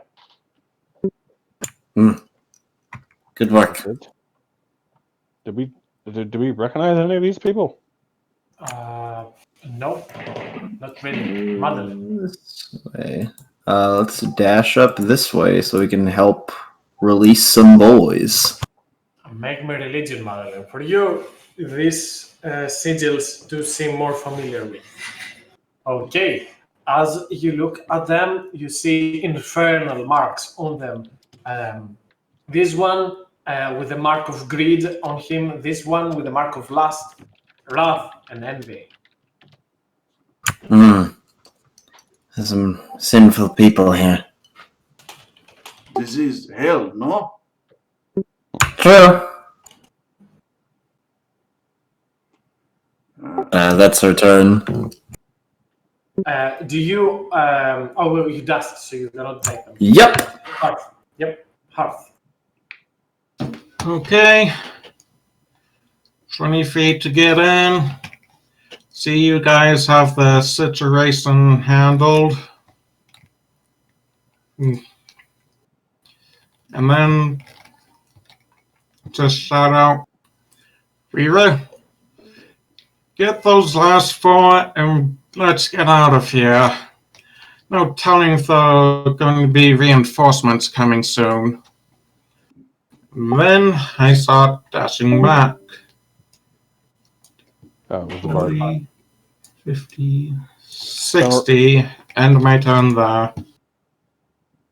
As Valen, up next, looks at the mammoth. I'm afraid it will not be able for this to come back, to come with us. As he'll move forward and use his action to dismiss the creature. It will remain here for the next hour, but It won't try and kill us. Yes. If you break concentration, it kills you. If you dismiss it as an act, it doesn't. This was planned, I see. Yes. Kills you. Love that. As the mage goes out, so you don't have to worry about him, and the mammoth just moves forward here, raises on its 2 feet, makes this loud noise, and thuds onto the ground once again, imposing your presence. I'm going to drop initiatives now, so you can freely decide what you want to make of with these and the others. Out of game. Everybody grab a gim and get out. In game. Yeah. In game. Everybody grab a stole and get out. These are, by the way, just to keep in mind, these are not souls. These are people that are being tortured. Different. Oh. Grab some people. We need to Grab get them them out. boys. So they're chained up. Yes. I mean, you'll take some time to free them. Yep. Yeah, and Jericho will just So if it's thematically monk. if it's thematically fine, Jericho's just gonna chop off one of these chain demons' arms or grab part of the change for souvenir day, and then he'll go over here and help with the carrying of the bodies. He will actually take. He will walk over to Nodadlas. You just pick up the chains and use them as a scarf. Oh, he's going to do something like that. I'll put it around his biceps, like a little Vikingist bracelet type thing. But he will walk over and help this guy out. But he will turn to Nautilus and say, "I shall carry two. I can carry two. Yes. You are more tired than me." As each of you grab one of those persons, of those people, and start heading back.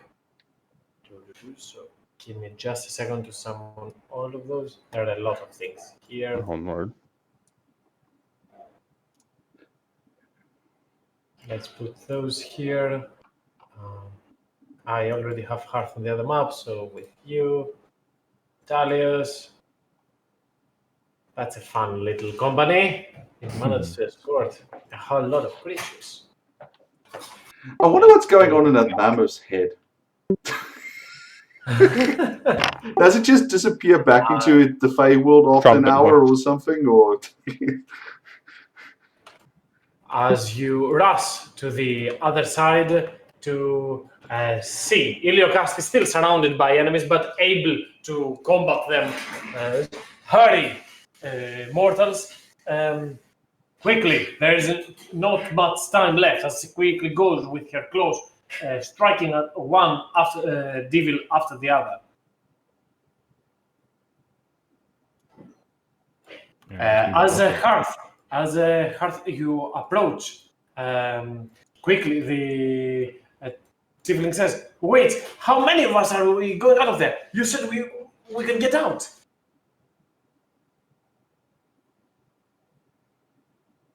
Yes. I'll look over to Heliocasti and say, you've been porting around without much of a issue. Can you take them out first and then come back for us? That is not the reason I brought you here.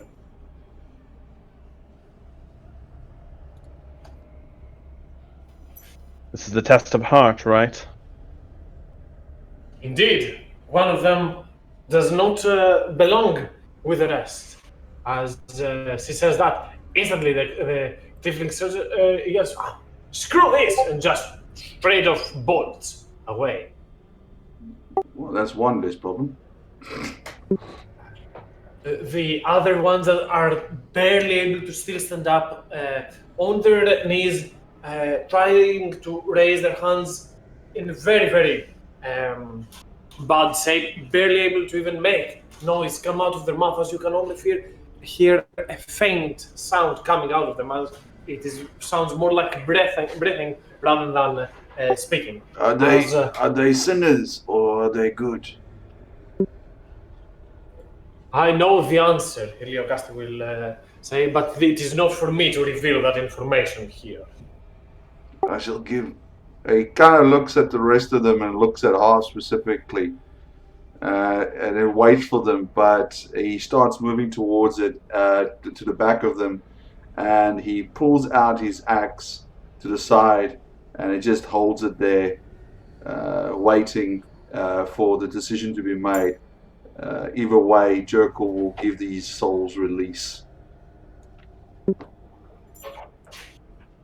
The knight turns towards you, Talius Nodulus. What is going on?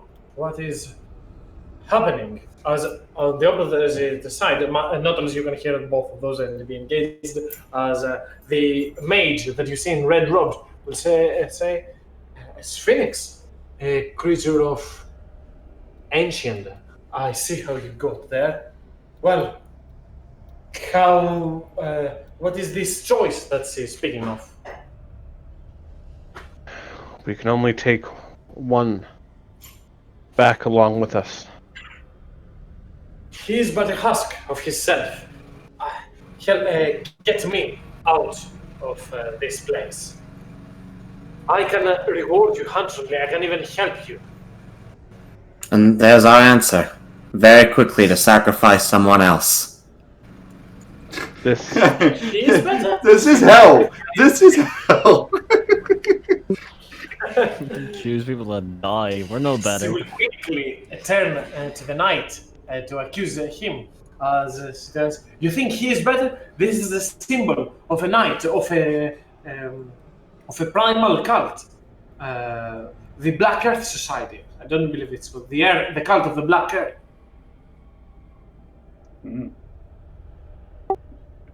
I do not think the knight there's... turns towards you and just looks. I do not know how this got here. Can I insight check the knight? Of course. At disadvantage.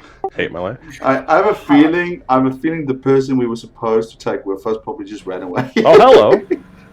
Oh! Very good. Very, very genuine. The man has no recollection. He is looking around right now as you're talking, as he's experiencing this for the very first time. Okay, I guess I can't use that also on what she's saying, right? The obvious answer is Blackthorn. It was me. Wait, Talius. I mean, Blackthorn's the only one we actually know in here. I mean, we don't have to know them, but we'll know them when we see them. Are we supposed to save Blackthorn? That's the answer. Remorseful. Enemy of my enemy. As on the other side, you see more devils, a whole squadron approaching. Iliocasti turns towards you as he slams with both your hands down the Hellhound and the Bearded Devil. You need to make your choice, and you need to make it fast. As this is being said, Jerkle looks and takes it as a cue that that's his like, and he says, "I apologize. I will see you when my time comes." And he's going to, unless somebody really stops him, he's going to grant peace to these poor wretched souls or people. Arthur just look over at you and say, "There's no release for them even in death, assuming they are technically alive." At least we give them one chance. May your deaths be release you from this burden. And he will kill the first guy and wait for the guys to make the decision. I'll look to the witch and just say, if he doesn't remember who he is, then how is he supposed to be a member of this cult? The devils have washed him into the river Styx. He has no recollection of his time, but at least he was in his life a member of that cult. I have been wrongfully in that cell for more than enough. I'm going to insight her on that. Oh, okay, I was going to as well. Well, that's not meant to be at advantage, but I will use my inspiration to reroll. How about it? And it's even worse, of course. Am I allowed to roll? Or just because I know Hearth already did, but... You know what? I will allow one more roll. Why not? Madeline, go for it. Ah! Come on. As both of you can probably hypothesize, this is what an evil person would say to get out of this, but probably what a good person would say also to get out of hell we are talking about. Kind of like, yeah, that's a situation. It's like, and while this conversation is still going, Joker will methodically, as quickly as possible, without looking clearly side to Valen, execute these persons one by one as quickly and painlessly as possible. No reason to make people suffer. Valen gulps, but won't say a word because he is not here. I'll look to the woman in front and I just say, "How did you get here?" My allies were tried to restore someone's soul, find and null the contract. I was taken by those creatures trying to turn me and torment me to the moment or to the point that I would have to forfeit my rights. So she wears red clothing, but she's not the Red Wizards of Thera that you are thinking of. She wears red clothing. I don't know if I can make any sort of check at disadvantage on what she's like. Does she look like she's wearing any cult regalia of her own, or? Make me an investigation check. Oh, investigation, not religion, or anything I'm actually good at. I'm not looking at your character, so it's not like I'm trying to pin the one that you're not good at. I have 0. I'm not intelligent. As you I'm not take a even quick good at look religion. the robes do indeed give out a ominous, sinister vibe, and this helmet does not seem to be of of good nature. However, you cannot really pinpoint them and get more information out of them. I'll turn back to the knight. What is it that you want? Excuse me. I'm not sure. If this is hell, I do not want to be here. Just interesting, can we make, they talked about the river Styx when we were around everybody. Can I make a lore roll? Can we make a lore roll to remember, to try and find out anything regards to if the things that the river Styx does is permanent or not? Make me an Arcana check, Jorkul, as the red mage will turn back towards you and say, I come from, I may not look like, but I come from a family of priests. I'm a study of the arcane and nothing more than that. I tried to help a friend, and this is where it got me. Ooh. Inside check, guys. Go for the inside checks. It seems like my brain is all about blood at the moment. I mean, I can try an insight again, but I bet you it won't be a 19 or a 20. Or damn close. Yeah, well, you were right. It wasn't a 19 and a 20.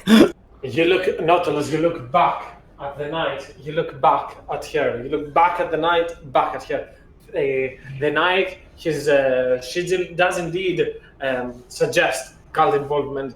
Her, those clothes that she's wearing does indeed suggest some sort of cult, some sort of demon worshipping. However, she does seem to be truthful, or she's very good at deceiving. So I don't know.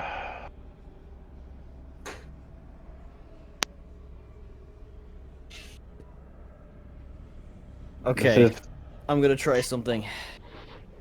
I have a spell that might be able to help us with this, my friends. I'm going to wave my hands in the air in a magic-y way, and I'm going to turn to both of them and say, I've just cast a spell, and now you cannot say a single lie, or I will know. So, you must tell us the truth. Who is the one we want to take? Or I will know, and we will just leave you both here. I've cast the spell. It is magic. I know lots of magic. It's a deception kind of thing. I'm not even good at Thales? deception. Yeah. Okay, come on it. Roll me deception. Yeah, no. That is on brand. I'm just doing like sleight of hand. Seriously, I throwing think cards that is, into my this is akin to the Dryad She situation. looks at you. She looks at you, Talius, straight to the eyes. Says, "Fine. I'm not saying any lie. Happy now? Done with your tricks?" For now. Obviously, of something suggesting else. that she understands you didn't do anything. I delivered peace to this poor soul. He's making an awful sound, Valen will say. Such is the way of things, unfortunately, Val. At least they have a chance in their death to find peace. Quickly, Leocasti flies on the other side as says, "Everyone, to me, as you can see from over there, an army of devils moving towards you. For which direction? I mean, they're coming from this way. So she flew 90 feet away to tell us to. Because you still have no There he design. is! They're coming closer. This is like the idea. This is And like you have to fast, pretty much. Sorry, poor soul, and I will execute this one as well. And then Jericho will start looking at the rest and says, "We better run." And he starts running. Both the maids and the knight are following you. Pretty much, you have to decide before they get here. This is like my timer thingy that I will do for you. Yeah, I was trying to make like a timekeeper thing with killing the killing the poor souls. It's like, make a choice.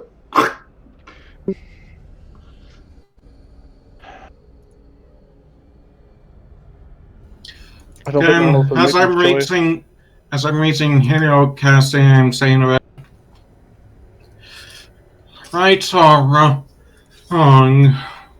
the maid is the only one that would have any life outside of hell. The knight remembers nothing. Just one question. Since Jorko brought up the sticks, he did bring it up previously with stuff. Does Valen or anybody else know if the effects of this river sticks is permanent or not? Or does it affect skills? With a quick mention, the mage from here will say, "This is permanent. You cannot reverse it." I say take her. As he says take her. I say take her. But he turns to the knight and says, "But I will not. I shall give you a swift death if you wish it, or you can die fighting. That is my option. Oh, that is my opinion, brothers. Brothers," he says as he continues on. As you move next to Leocast as Jorko says a few words, you move closer to Leocast and try to not talk her down, try to share your findings with her. Leocast will then, which one do you think does not belong in this cursed place? Which one does not we think does? Question mark. Sorry. Did she say we only allowed to take the one that we believe don't belong here with us, or did she say we just have to choose which one we belong and we could still choose the other one? Which one she's bringing back? Okay, I just wanted to clarify. I'm voting maids, and we are almost out of time. I say take the woman. The mage. Right, mage. He's the mage. And I turn to the person and says, "I am sorry. Do you wish me to grant you peace?" Don't leave me there, as he says so and tries to touch you, Jorkul, everyone, including that mage, disappears. How to Oh no. Ah, Oh, poor we made the right Jericho. choice. Poor guy. I wanted to grant him peace. Oh, at least I'd saved 4 poor souls. Now, did you do it correctly or not? We are told of this Phoenix. And as you do,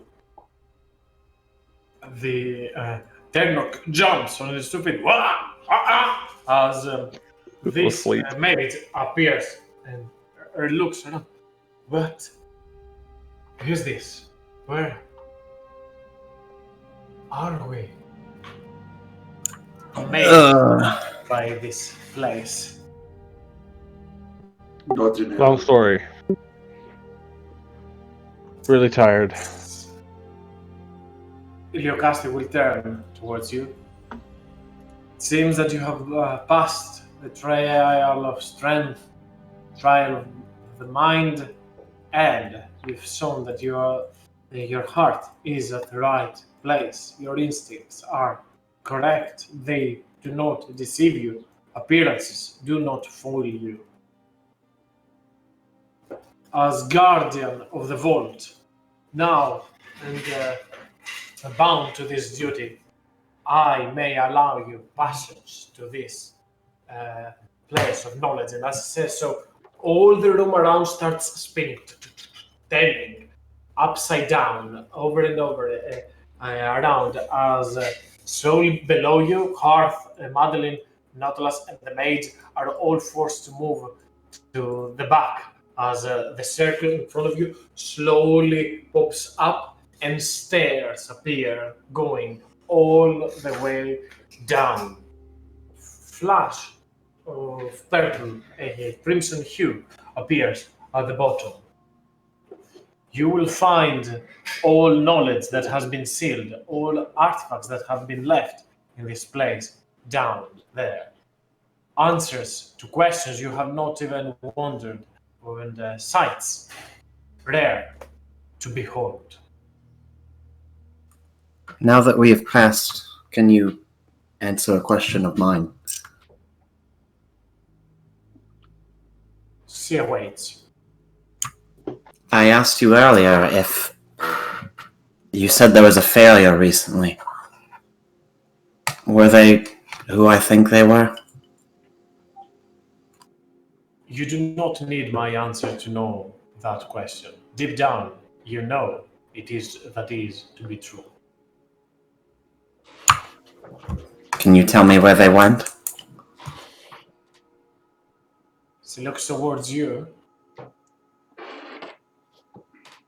It seems to me that I can see multiple fates awaiting ahead of you, but none if I answer you this question. You have things to find out before you gain knowledge of this place. Perhaps you never will. Perhaps you will eventually. But I will not answer this question for your own well-being.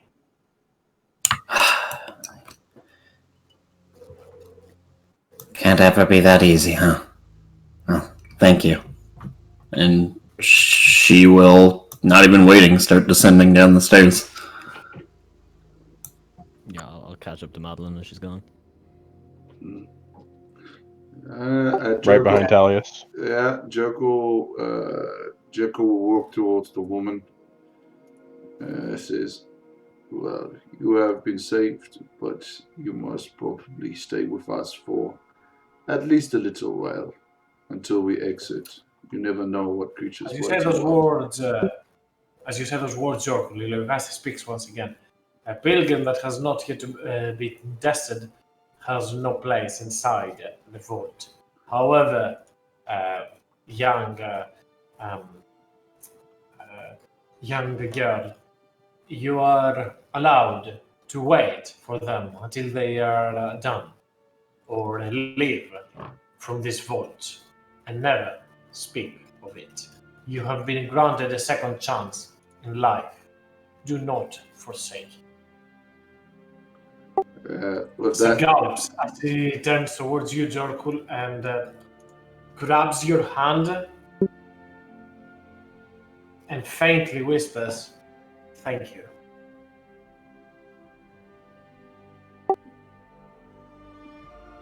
peace may find us all one day. And Jokel says just that, and then he returns and he goes and follows the rest down, not acknowledging the thank you, acknowledging it as much as he could, but it seems like he's uncomfortable with it, almost like he is not used to such words and feels like he's undeserved of such words. Oh, okay. As I assume the rest will follow. Hearth, do you want Yeah. to say anything before? Nope. Okay. As one by one, all of you make your way down to the vault. And I'll put you there. You sound a little staticky. Do I? Give me a second. It's interference. We're going really low round. Nope, not this one. Give me a second. Is it better now? But, I mean, we can still hear you. It's just a little bit in the we'll background. see. Yeah. Let me know if Before- there's noise. No, we can hear you and understand you. It's all Yeah, it's good. just mate. like background. You're fine. before we Okay. get Nautilus?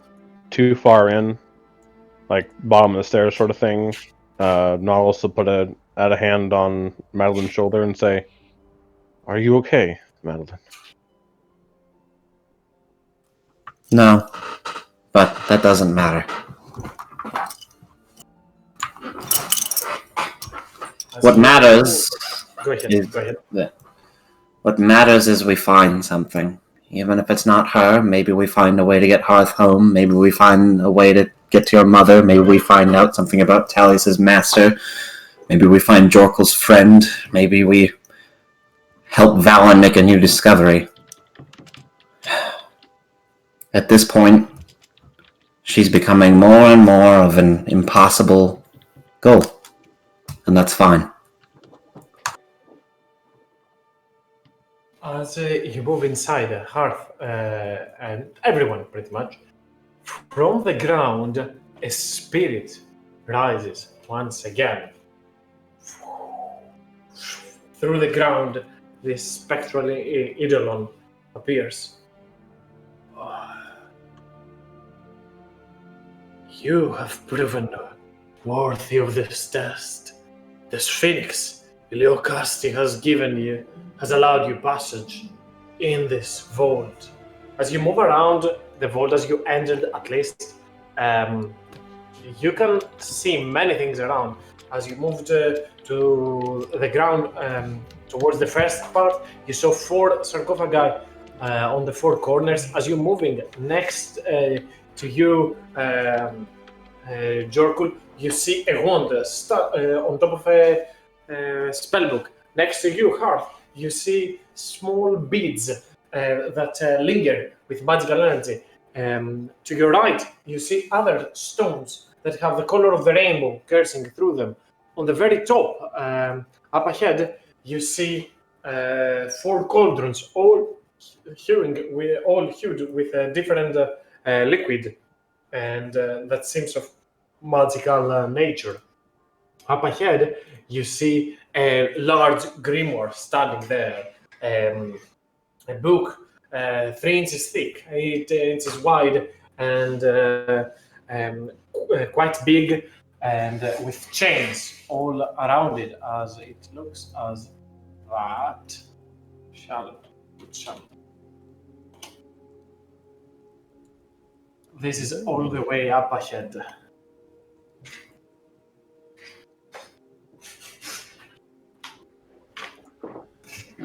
A book that's chained to get closed. Nothing bad's gonna happen to open it up. Nothing bad will happen if you open up a book that's chained closed. Madeline, left and Jork to your right, you can see 3 spectral portals illuminating, and on the other side of them you see different places. You see an abandoned house over there. You see a giant, enormous city with buildings that seem way more delicate and intriguing than the other structures you have visited. Not fancier, but a lot taller. A frozen pine forest on the bottom, Jorkul on the top of that. You see a volcano breathing with with lava. Up ahead, you see a tropical coast, and on the bottom down, you see a forest, lush with green colors and vibrant with life all around it. As Ternok stands next to you and rubs his hands. Interesting place is that. Mr. I'm sorry, we haven't been acquainted. She'll kind of bow to the spirit a bit. If you wouldn't mind, could you tell us where most of these portals, I presume, go to? The portal's nature vary. Each and every one that enters this place might manifest something. A place, something that is important to them. Huh? That's interesting. So, all of these... These are doorways, but not doors. They have entrance, but no exit. It is a one-way trip.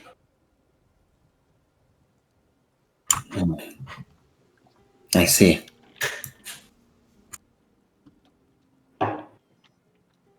As it says those words, Jorkul, looking up ahead, you see this tropical coast, and it kind of reminds you of home.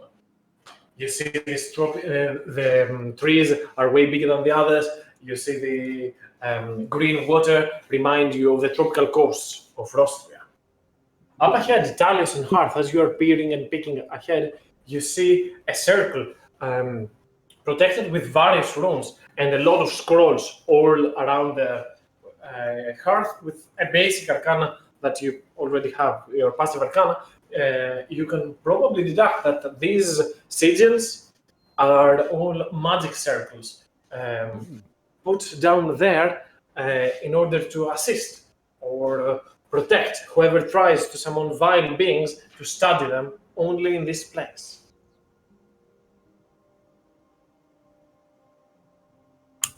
May I ask what these cauldrons are?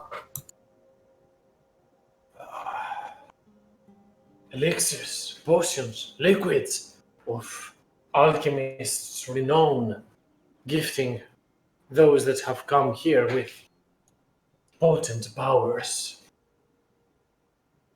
You can take a vial or fill your water skins with them, but no more, no less. Well, no more, no less. If you want, you don't have to take. Sorry, my bad. What is? Jerkle would go and fill up one of his skins with the with the blue liquid, blue crew. In general, you put your finger inside that, and you then taste it. And instantly, the moment that you do so, you feel. Give me a second. So I'm not saying something wrong. You feel way more vibrant. You feel way more potent, powerful. Like this is some powerful, potent brew that almost makes you unbeatable. Say that last bit again, sorry? That almost makes you unbeatable. You feel blessed. Oh. What does each person do, though?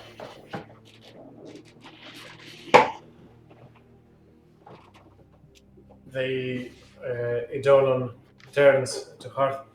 These are all different and rare kinds of mixtures. They were created and are still created by others that seal their secrets away, never to be found. Their works life, what they strived for, still stands, ever filling, everlasting in there.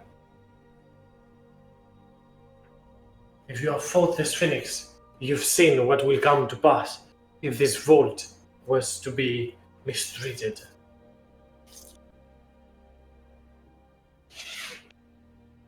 Nautilus. Go ahead.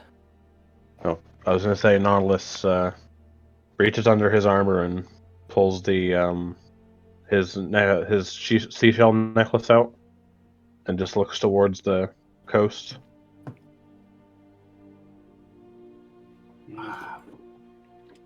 It rings no bell, nothing of that sort. Jorkle sees Nautilus looking at that area and goes, "What do you think of the waters of my home world, Nautilus?" Well, would Nautilus have ever been around there? Not really. It is quite far.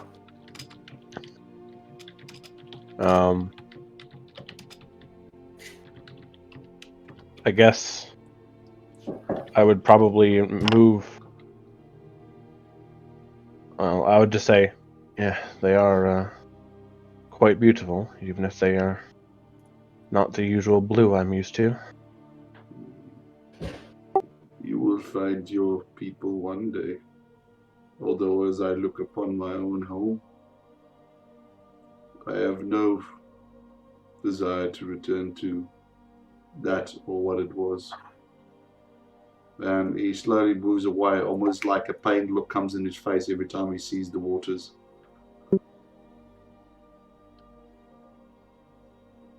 And Darth just looks at the doorway to the volcano, because he knows what that means.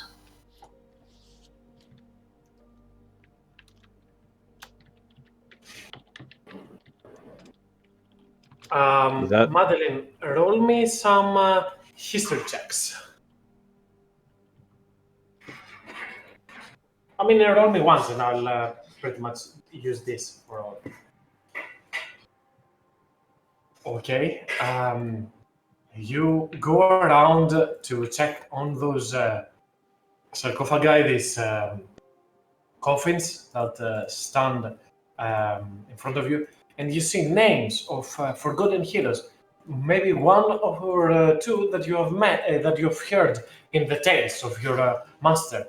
And on all of them, above the coffins, stands a specific weapon that has some history behind it, tied to the one over there.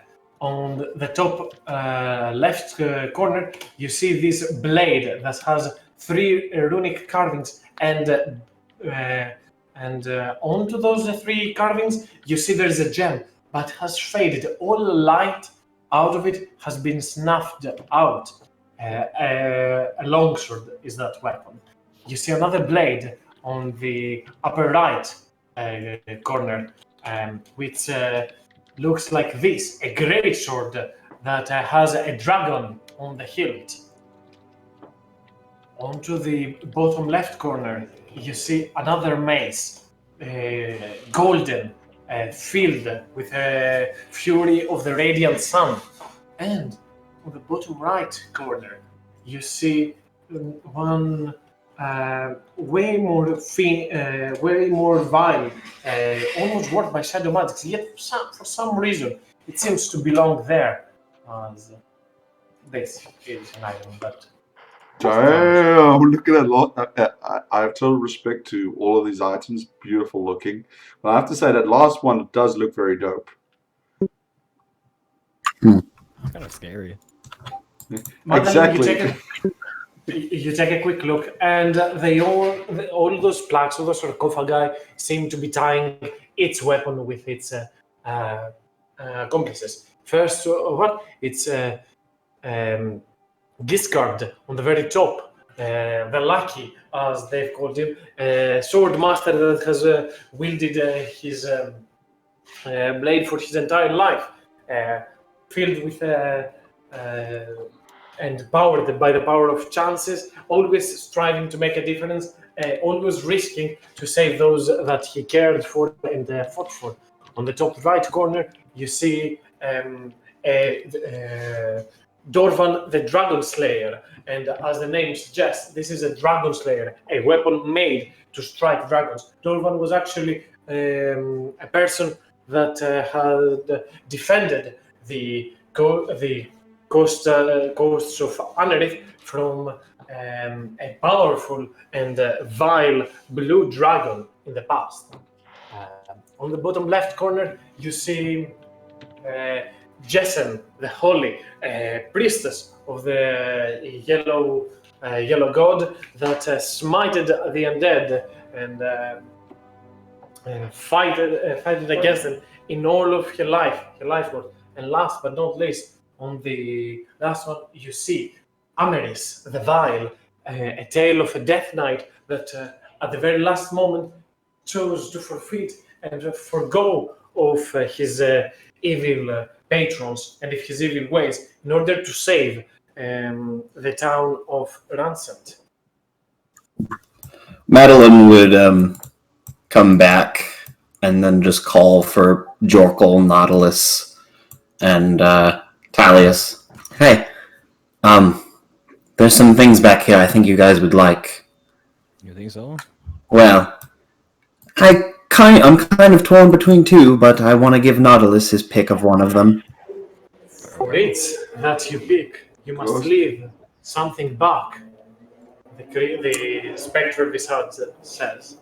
What do you mean, leave something back?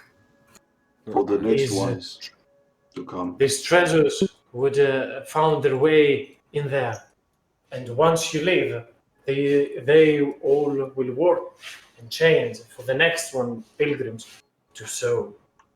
There are more treasures for you to take. But to trade. This is a good trade. All right. This is a truly a blessed trade. Yes. Out of just to give some information as well, the orbs and the stones that are there are to be taken from you. There are multiple of them, so you can take some. Which orbs? Well, what orbs? Just a second. Okay. I'll give to you the description of how they look. And these are beads of force and dispelling stones. Ooh, the spell stones. Ooh. Nom, nom, nom, nom, nom, nom. Well, Nautilus, do you want either of these maces?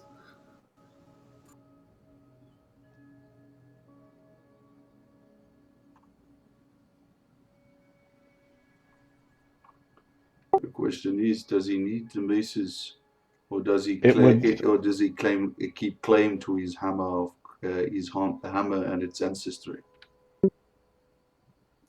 I'll look back to the ghost. I suppose my shield is not equal trade. It would likely be my hammer. Do you feel you know the worth of an item? You see it with your eyes, and you can easily say that the shield is nowhere near worth. Well, it has sentimental value considering I protected my friends with it, but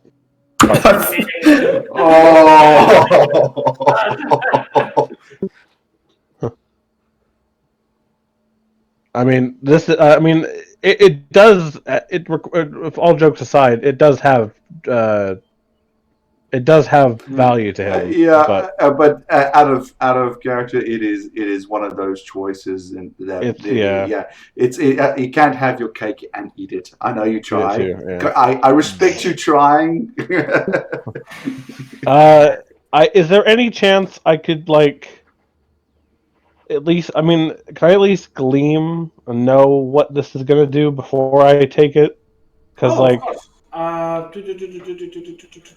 So the bottom right corner is a maze of terror. A maze of terror pretty much is a simple weapon, a mace, not a warhammer.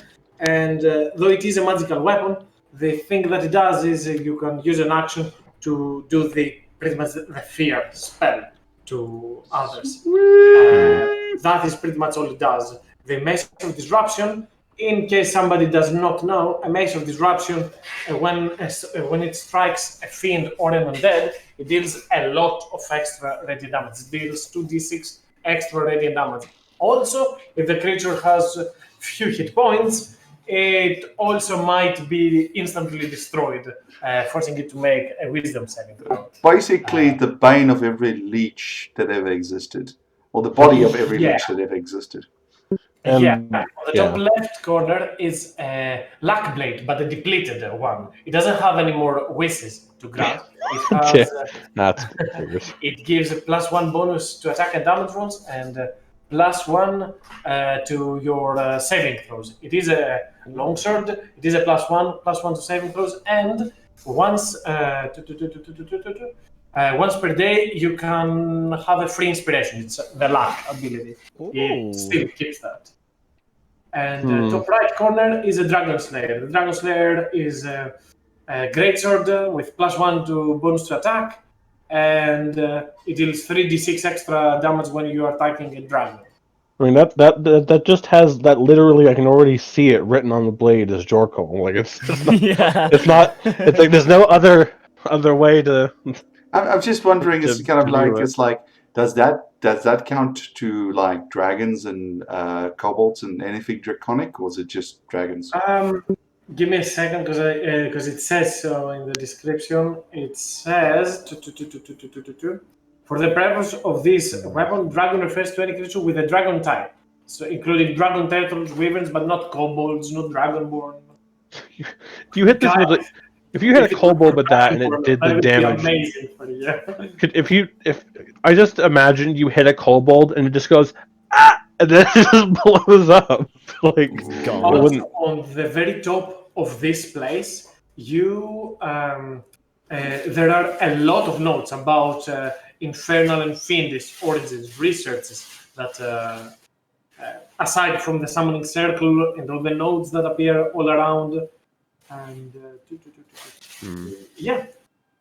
So I'm like, this is pretty much you're trading. Well, I mean, I'd be trading my. You're technically speaking the only one with a weapon that's probably equal, or like it kind of have a.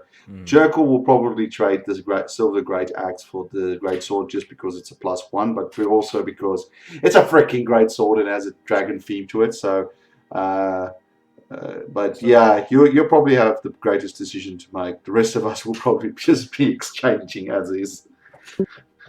I mean, What's the rule behind something of value as well. something Yeah, about you need it? to leave something behind. Oh no!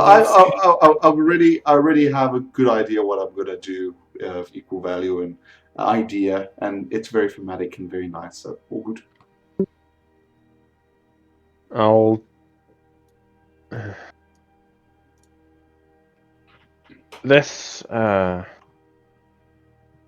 this hammer is something that has been with me for a long time, and maybe not now, but maybe one day when I think it's become its own, it has its own legend behind it, we can bring it back here and. That's true. One day we'll have our names in a tomb like this. So, and this, I'll point to the rune on the hammer.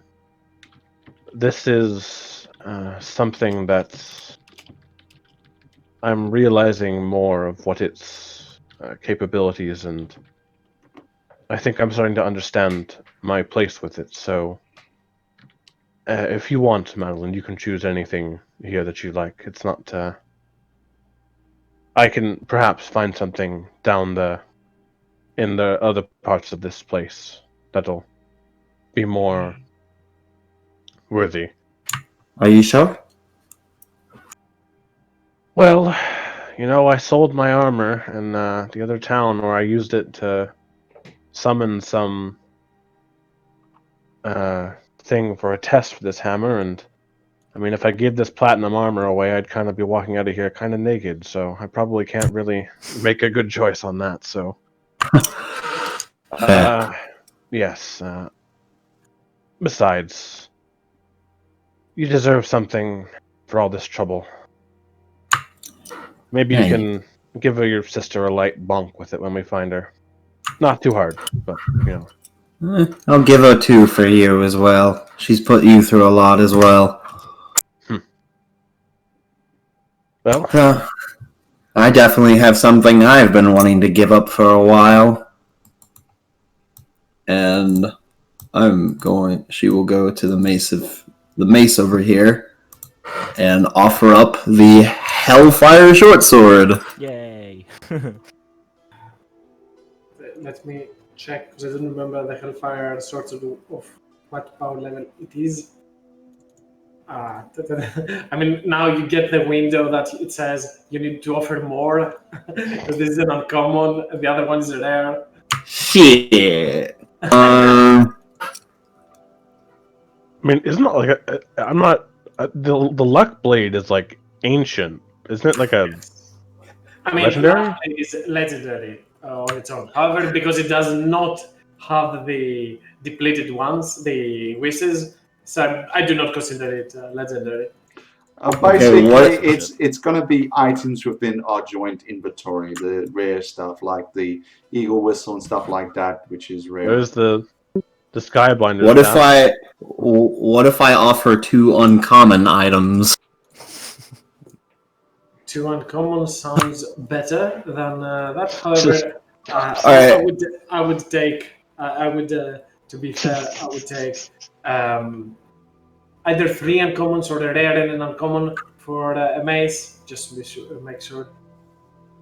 Just Can I throw switch the Depending on the Okay, rare, there are different weapons around. Because I do not consider, for example, the Ring of Feather Falling to be on the same power level with the Compassion Lifesteal. It gives you basic idea. Man, these gotta be really hard to get. Damn it. I mean, Yeah. just to give you some insight, it is not for you to take like multiple, as in many of them. It's to take some and make some choices. Keep in mind that you do have items that you rarely ever use, such as the earworm. Yeah. I was gonna chuckle at that. That's why I was stickering. I was like, We're never we getting just rid of give rope it climbing. That thing is saved our lives. invaluable. It is the best thing we have. Let's just character. This is a major pawn shop. Like you pawn everything and get something of less value in general, but probably that's something that you're going to use. Well, the question is the Skyblinder staff useful? The Skyblinder stuff is an uncommon weapon. Well, so here's my thing. I won't, because I will let Talius and Jorkul go first because they are better combatants than me, and I'm fine with not getting anything because they need it more. So I will just wait till they do their thing. I'm gonna. We'll see if this works, and I'm hoping. Let's see if this Jorkul and. This is just thematic, and I don't care how it works out, but I was just wondering if this is fine. But Jorkul moves towards it, and he looks at the sword lying on top of it, and he kind of takes off from his bag the giant silver great axe, and he looks at it and looks at the sword on it and says, "This is not enough of a sacrifice. But hopefully this might change your soul, great warrior, and release your weapon to me, although I am not worthy." And he takes and he cuts his hand, and as the blood goes on top of the axe, he takes the chains of the demon that he just slew off his hands and starts wrapping it around the bottom of hilt of the sword. Then he takes out the feathers of the griffins they fought, and he starts tying it to the sword.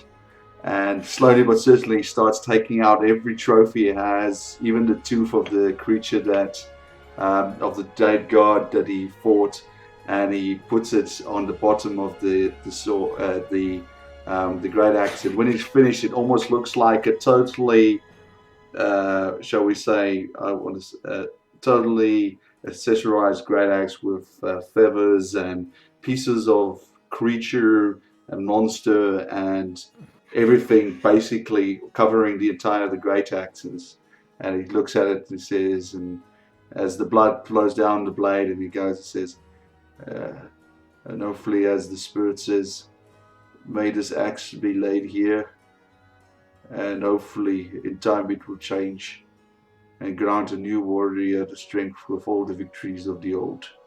And he's gonna put down the axe, and he's not gonna take the sword. He's gonna leave it, and then turn around and walk away and go and contemplate on something before he returns. Basically cleansing his soul, so to speak. I have no more great axe left. Okay, an interesting approach by Jorkul as a hearth. Inside the giant grimoire that you are probably reading, or you're going to before you go behind at the very least, you see Valen being thoroughly excited, looking at different, all of its pages, as it seems to be infinite in number. I'm super sorry, Talis. It's going to be a super tease for you, but sadly, there is no way you can actually get that book. I mean, you can try and steal it, but this is not going to go. But this is not going to go well for you. I'll have a luck sword now. I'll just re-roll whatever I get. Valen will turn to Harth and say, "Do you understand what that is? This is a Grimoire Infinitus. This is one of the most legendary books of mages that exist in Eons. Only a few of those spellbooks with gilded pages and silver-plated covers were created before the schism of the great Yithan Empire." Oh, as he puts both of his hands around his jaw, just hops around, looking just fun, screaming at the item in front of him.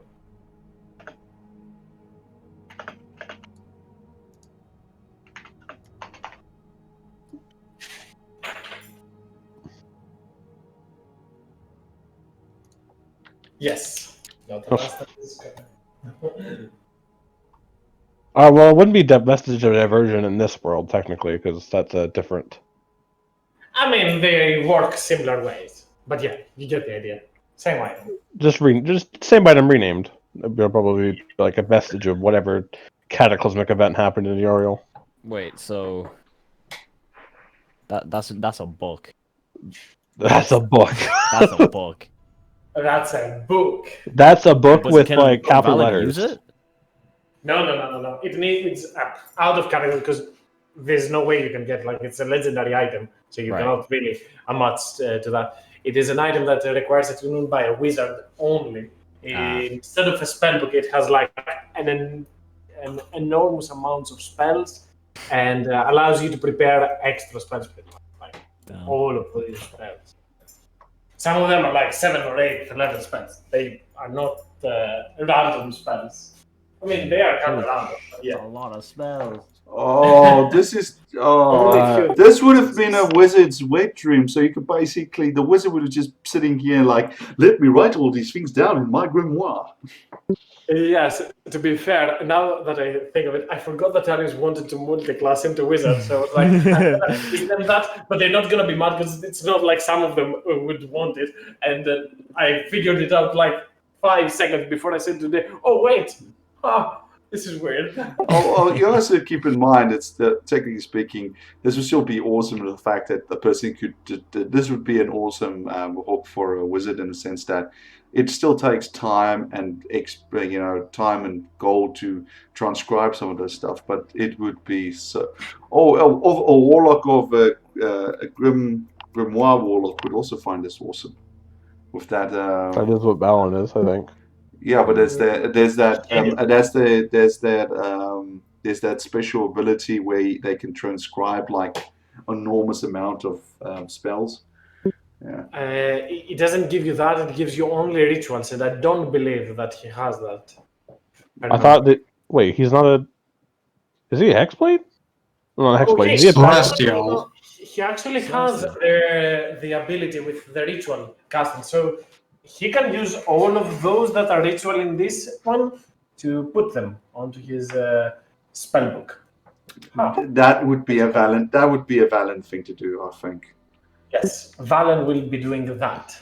I think Tiny Hat is at least one, I think, and Teleport might be another.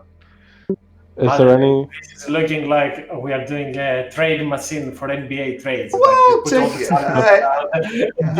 to do something like that. Is there? Valen did do an MVP, so I'm very glad for him. The Skyblinder stuff. Yeah, those three would make the cut. Yes, I would. I would Alright. make it. Alright, I'll give the mace to Nautilus now. What? Though I believe the stuff was Hearth's. I'm not sure if he wants to. I didn't know Hearth took it, my bad. I haven't taken it. Oh, okay. Alright, well, I'll still give it to Nautilus, because I can't really get use out of just one, and he's got a better strength anyways. So the Mace of Disruption we're talking. Yes, I'll give it to Nautilus. God, how amazing this weapon is! It looks awful. Can I? I was gonna say. I guess I can't. I guess I can't alter it to the Stormlord's. No, because it's of the Yellow God. This item. Mr. Cleric, he's gonna change religions. Well, I mean, I'm still. Wait, would that be like would that be a conflict of interest in regards to like my abilities or? Not really, but whatever deity that you serve is definitely not a big fan of fiends or undead. So. And also, true. technically speaking, it's not a deified weapon. Technically speaking, using the weapon to channel your godlike abilities or the god's favor. Just for sure, you cannot use it as an spellcasting focus. It doesn't matter because you already have Warcaster. But Yeah. So, is it? I guess it's not light, right? In no, it's not light. Maces are not light, And Warhammers are also not light. of course. So I can't hold both. I can't be a dual wielding these two items, right? Sadly, no. I don't think Monkey Grip Okay. exists anymore. Well, I mean, I'd there is probably. There is a feat that would let you dual wield weapons, even though they're not right, That's true. even though they aren't light. And we are leveling up soon with. Well, I will say, unfortunately, I am. I mean, I'm gonna do this thing for the moment. I'm gonna give you access to every weapon so you can see how it works and everything. And instead of doing trades right now, let's postpone them until the next week. So Valen can also be here and provide some info. Gotcha. Or you can mull it over, think about stuff. Because right now I'm sure that you're all excited and everything. But it's better to keep in mind that you can what you would like to use more, what you don't, and stuff like that. Aside of that, as I said earlier on, there are these 4 potions, the spellbooks, the beads of force, the dispelling stones, a yand right here, and behind all that, there are the portals and the infernal researches and notes. Hearth, as you were probably looking over at the top, there were not much mention of the fiery planes or the elemental planes in general. The top of this, the northeast part of this building seems to be mainly occupied. Give me a second, Darius. I'll get back. I was waiting. That's what I typed. Mainly occupied with information about fiends, devils, and their vile origins in more of it. You see how creatures are able to invoke ancient rites and ancient powers, how vile magic and what is the what it translates to speak an infernal tongue. Harv, make me an investigation.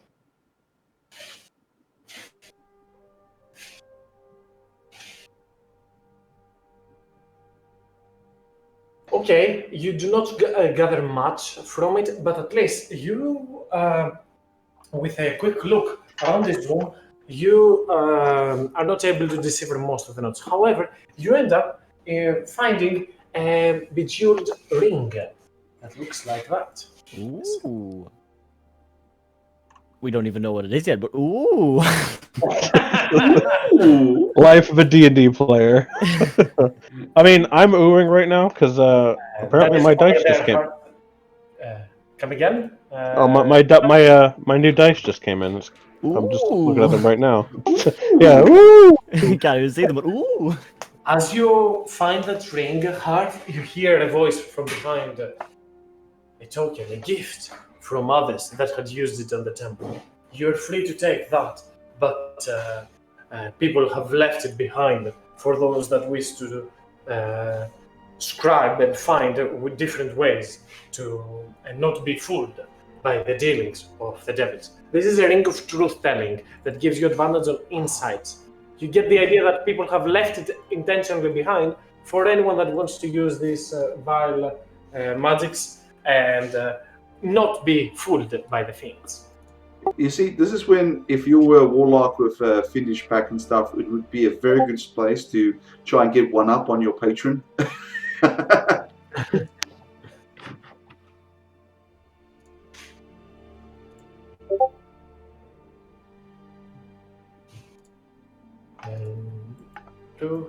I don't know what else you guys would like to be doing. I assume you have figured out some of the portals, but not all of them.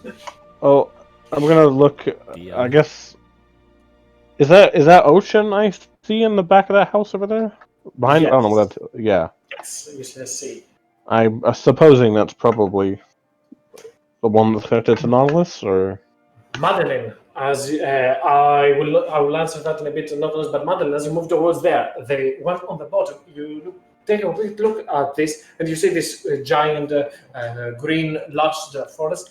You turn back to move to the others, and then turn your head right back at the portal. You see a trail that you have walked multiple times in your back near your home at Woodgate in Midland. This is the entry point for the Great Old Forest. This is very close to your home.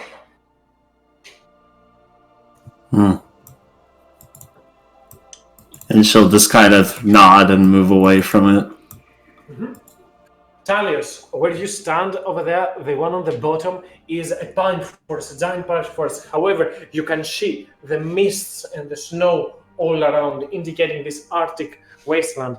As Valen cannot stop admiring the weird structures that shift and turn almost by sheer magic in this portal up ahead. Over there, Nautilus, you see a house that you do not recognize. It seems abandoned, yet you see seagulls flying, you see the waters coming, and for some reason, you feel like it's calling you. You know that there is something about that house that is of importance to you, but you are not sure why.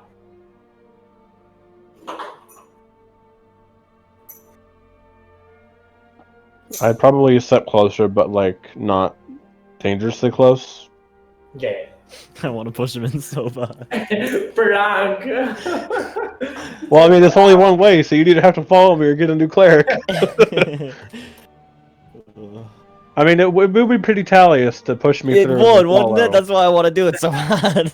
If you're gonna follow me, then I mean, let's do it. However, let's say, like, for being in character, Talius goes and straight nudges at Nautilus. However, at the very last moment, Nautilus, you managed to hold yourself as Darius turns away. Almost got you. Madeline, make me an investigation check since you're going up there. I thwack Talius on the shoulder with a with my gauntleted hand. Given that you at least speak Infernal, I can give that to you. You see ways and ways to manipulate the weave using the Infernal tongue, and then it hits you. You remember sometimes that you have spoken the words of in that language. Whenever you do speak in that language, you might not notice noticed it already, but always something weird is happening in the background. Sometimes you might have been talking, and a stone might become dust, or flowers might wither. The infernal tongue holds many secrets. You realize if you want to delve into Fiendi's lore, you're probably going to be able in time to draw more from your Fiendi's powers. Something you don't know. Jerko can read Finnish. Wow! Speak, actually. What languages technically mean? Speak and read, or just speak? Come again, Jerko, sorry? If you have languages, or languages, you know, like common, etc., does it mean you can write and speak it, or just means you can speak it and understand it? It is entirely up to you. You can choose if you want to speak and write, hear only. It is entirely up to you. Oh well. In general, it gives you both the ability to do all of that. Jerko's just meandering around, half asleep almost, as exhaustion starts taking him.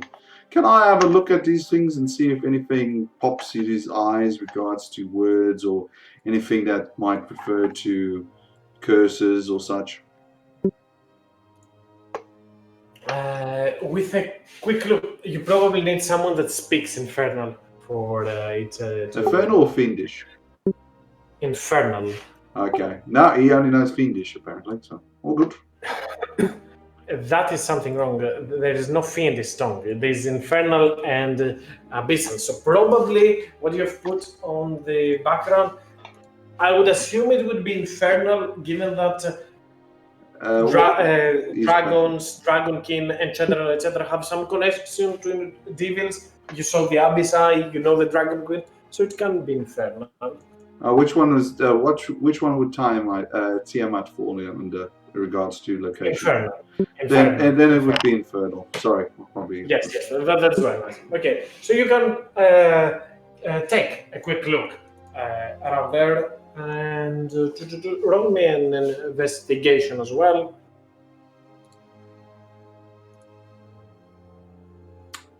No, I would give you the same thing that I gave to Heart, but you pretty much notice the same ring, and the spectral guardian says the same words towards you. As on the other side, Valen turns and so, where are we going next? What are we doing? Then turns, oh, sorry, I almost forgot. We were tracking your sister. Did you find something right here? She pauses for a moment and then just says, "No, not really. Well, what about these? Do these have any significance to you?" Well, I mean, Nora has found that my mentor is probably up in the snowy mountains, so this could be something they like. This one could be. I can see and hear the ocean.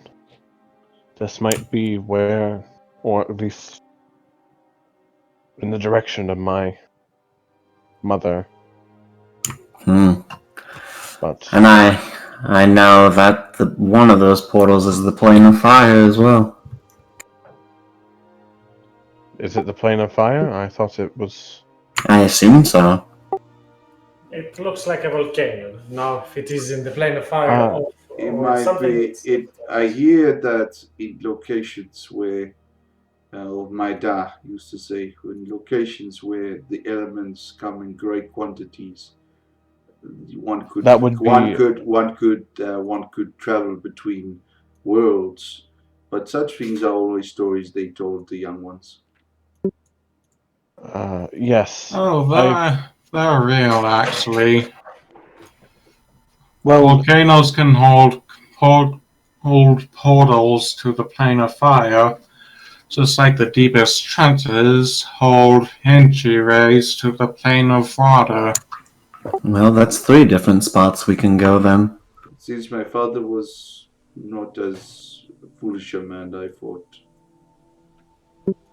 Madeline, didn't that weird boy in the dream tell you to go home? Well, yes, but that's a ways away. Well, I fear that with the volcano, a portal is not as guaranteed. From what I've heard, it is a place where the planes are weak. The gap between them is lesser. There are portals that can be opened, yes, but it doesn't mean that there will be ones that are open and accessible. It would likely be we would likely need to already have some means of planar travel in order to open such a rift. Perhaps we could go one of these 2 spots then. I do not know about you, but I feel with any choice we make now might be a choice we do without food and stomach would be bad. We should probably rest and think about it. I believe where is that ghost? Uh, are we permitted to rest? Ghost? Are we permitted to rest in this place before we go further? does not time does not pass as you would think in this place. And as it says, so it points to your hand, and you can see Jorkul. As you look at your hand, it slowly heals. This is curious. It seems You can stay here long as much as you want. Well, I don't mean to rush everyone off at the slightest chance. I mean, these doors are all linked to our respective goals, but this place is of knowledge and magical significance. I don't see why we should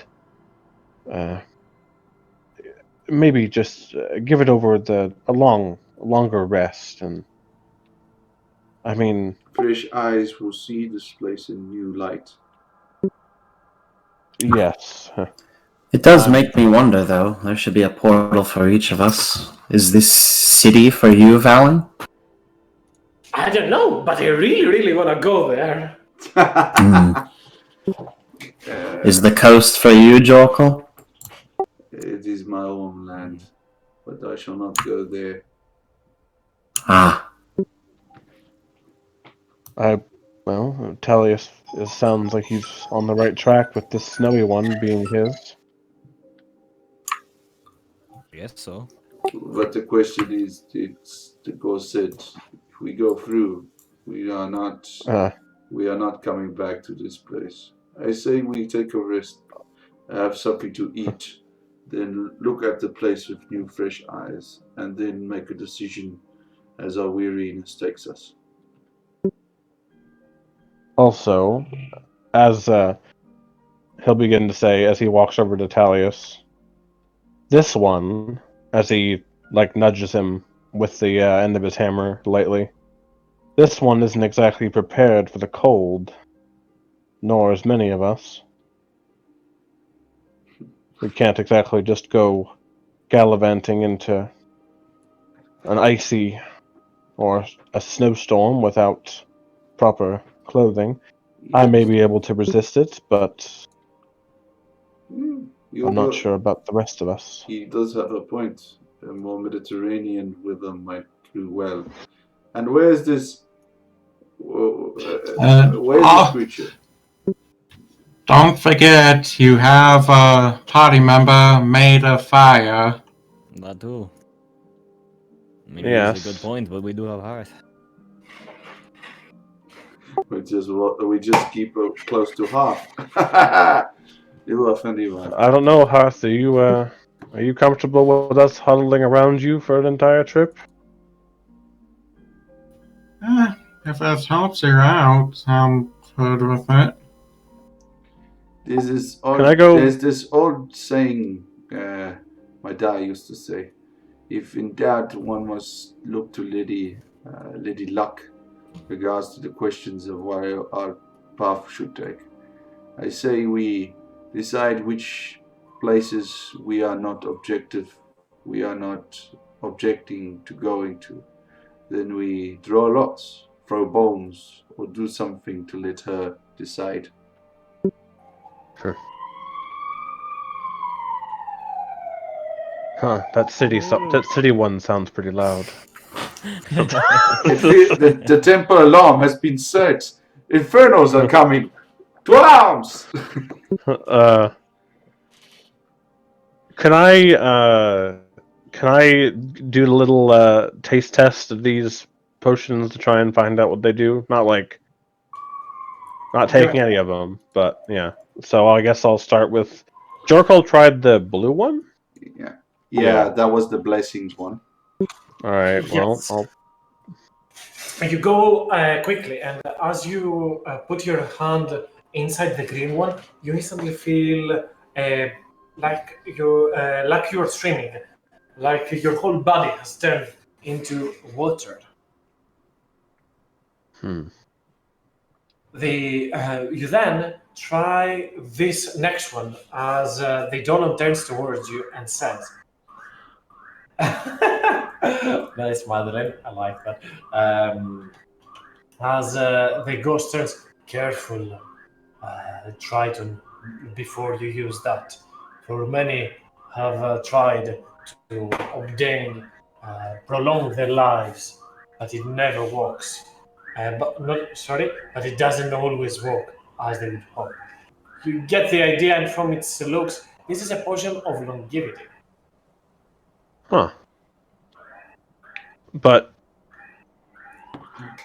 Ooh, that would be. would I know at all what that might entail? Given that you're a sailor. Oh my God, I cannot speak. Given that you have been a sailor, you've heard of it for sure. So. Oh shit! This would this has the capability to bring me down below. Oh wait, Minimum of 13 years. Madeline, Hmm. could you come here for a moment? 10%. She's gonna age, don't do it. Hmm? Well, I don't want to suggest putting your life at risk for this, but this seems like it could. I've heard you said that you increased your age, or your age seemed to accelerate. Hmm. This potion would revert that, potentially. Um. Hmm. Interesting. She'll just kind of look it over. Huh. That's kind of odd. I mean, and she'll kind of look back. I mean, for someone not of, for like not like Talius or myself, it's not too much. But for someone who might not have a long life, is pretty significant. But Well, if I go back home, I should go back looking like myself. And she'll just take a swig. No, why? You might lose the ability to surprise your sister, but sure, if you want, go ahead. Roll me. What do you roll? imagine you de-age 12 years. Oh my god, you do Yeah, there you de-age go. 12 years. It's okay. Two, Even technically. younger now. It's okay. I'm still the drinking age. Hell yeah, hell yeah. I mean, yeah, that was only technically 2 years now, isn't it? Because you Yeah. aged up 10? Mm-hmm. Okay, that's not too bad. You, As, you saved yourself perhaps- 2 years. As she gets a little bit shorter, the horns get a little bit smaller along with the tail, and her hair actually goes back to more of like a shorter cut. And she'll look over herself. I think I did a little too much. The guardian will turn towards you, Madeline. Do not mock yourself. Remember that this is how you look, but what is your real age still? I do not wish to alarm you, Pink, you Horned One, but you probably lost some up top as well. Nautilus would probably laugh at that one.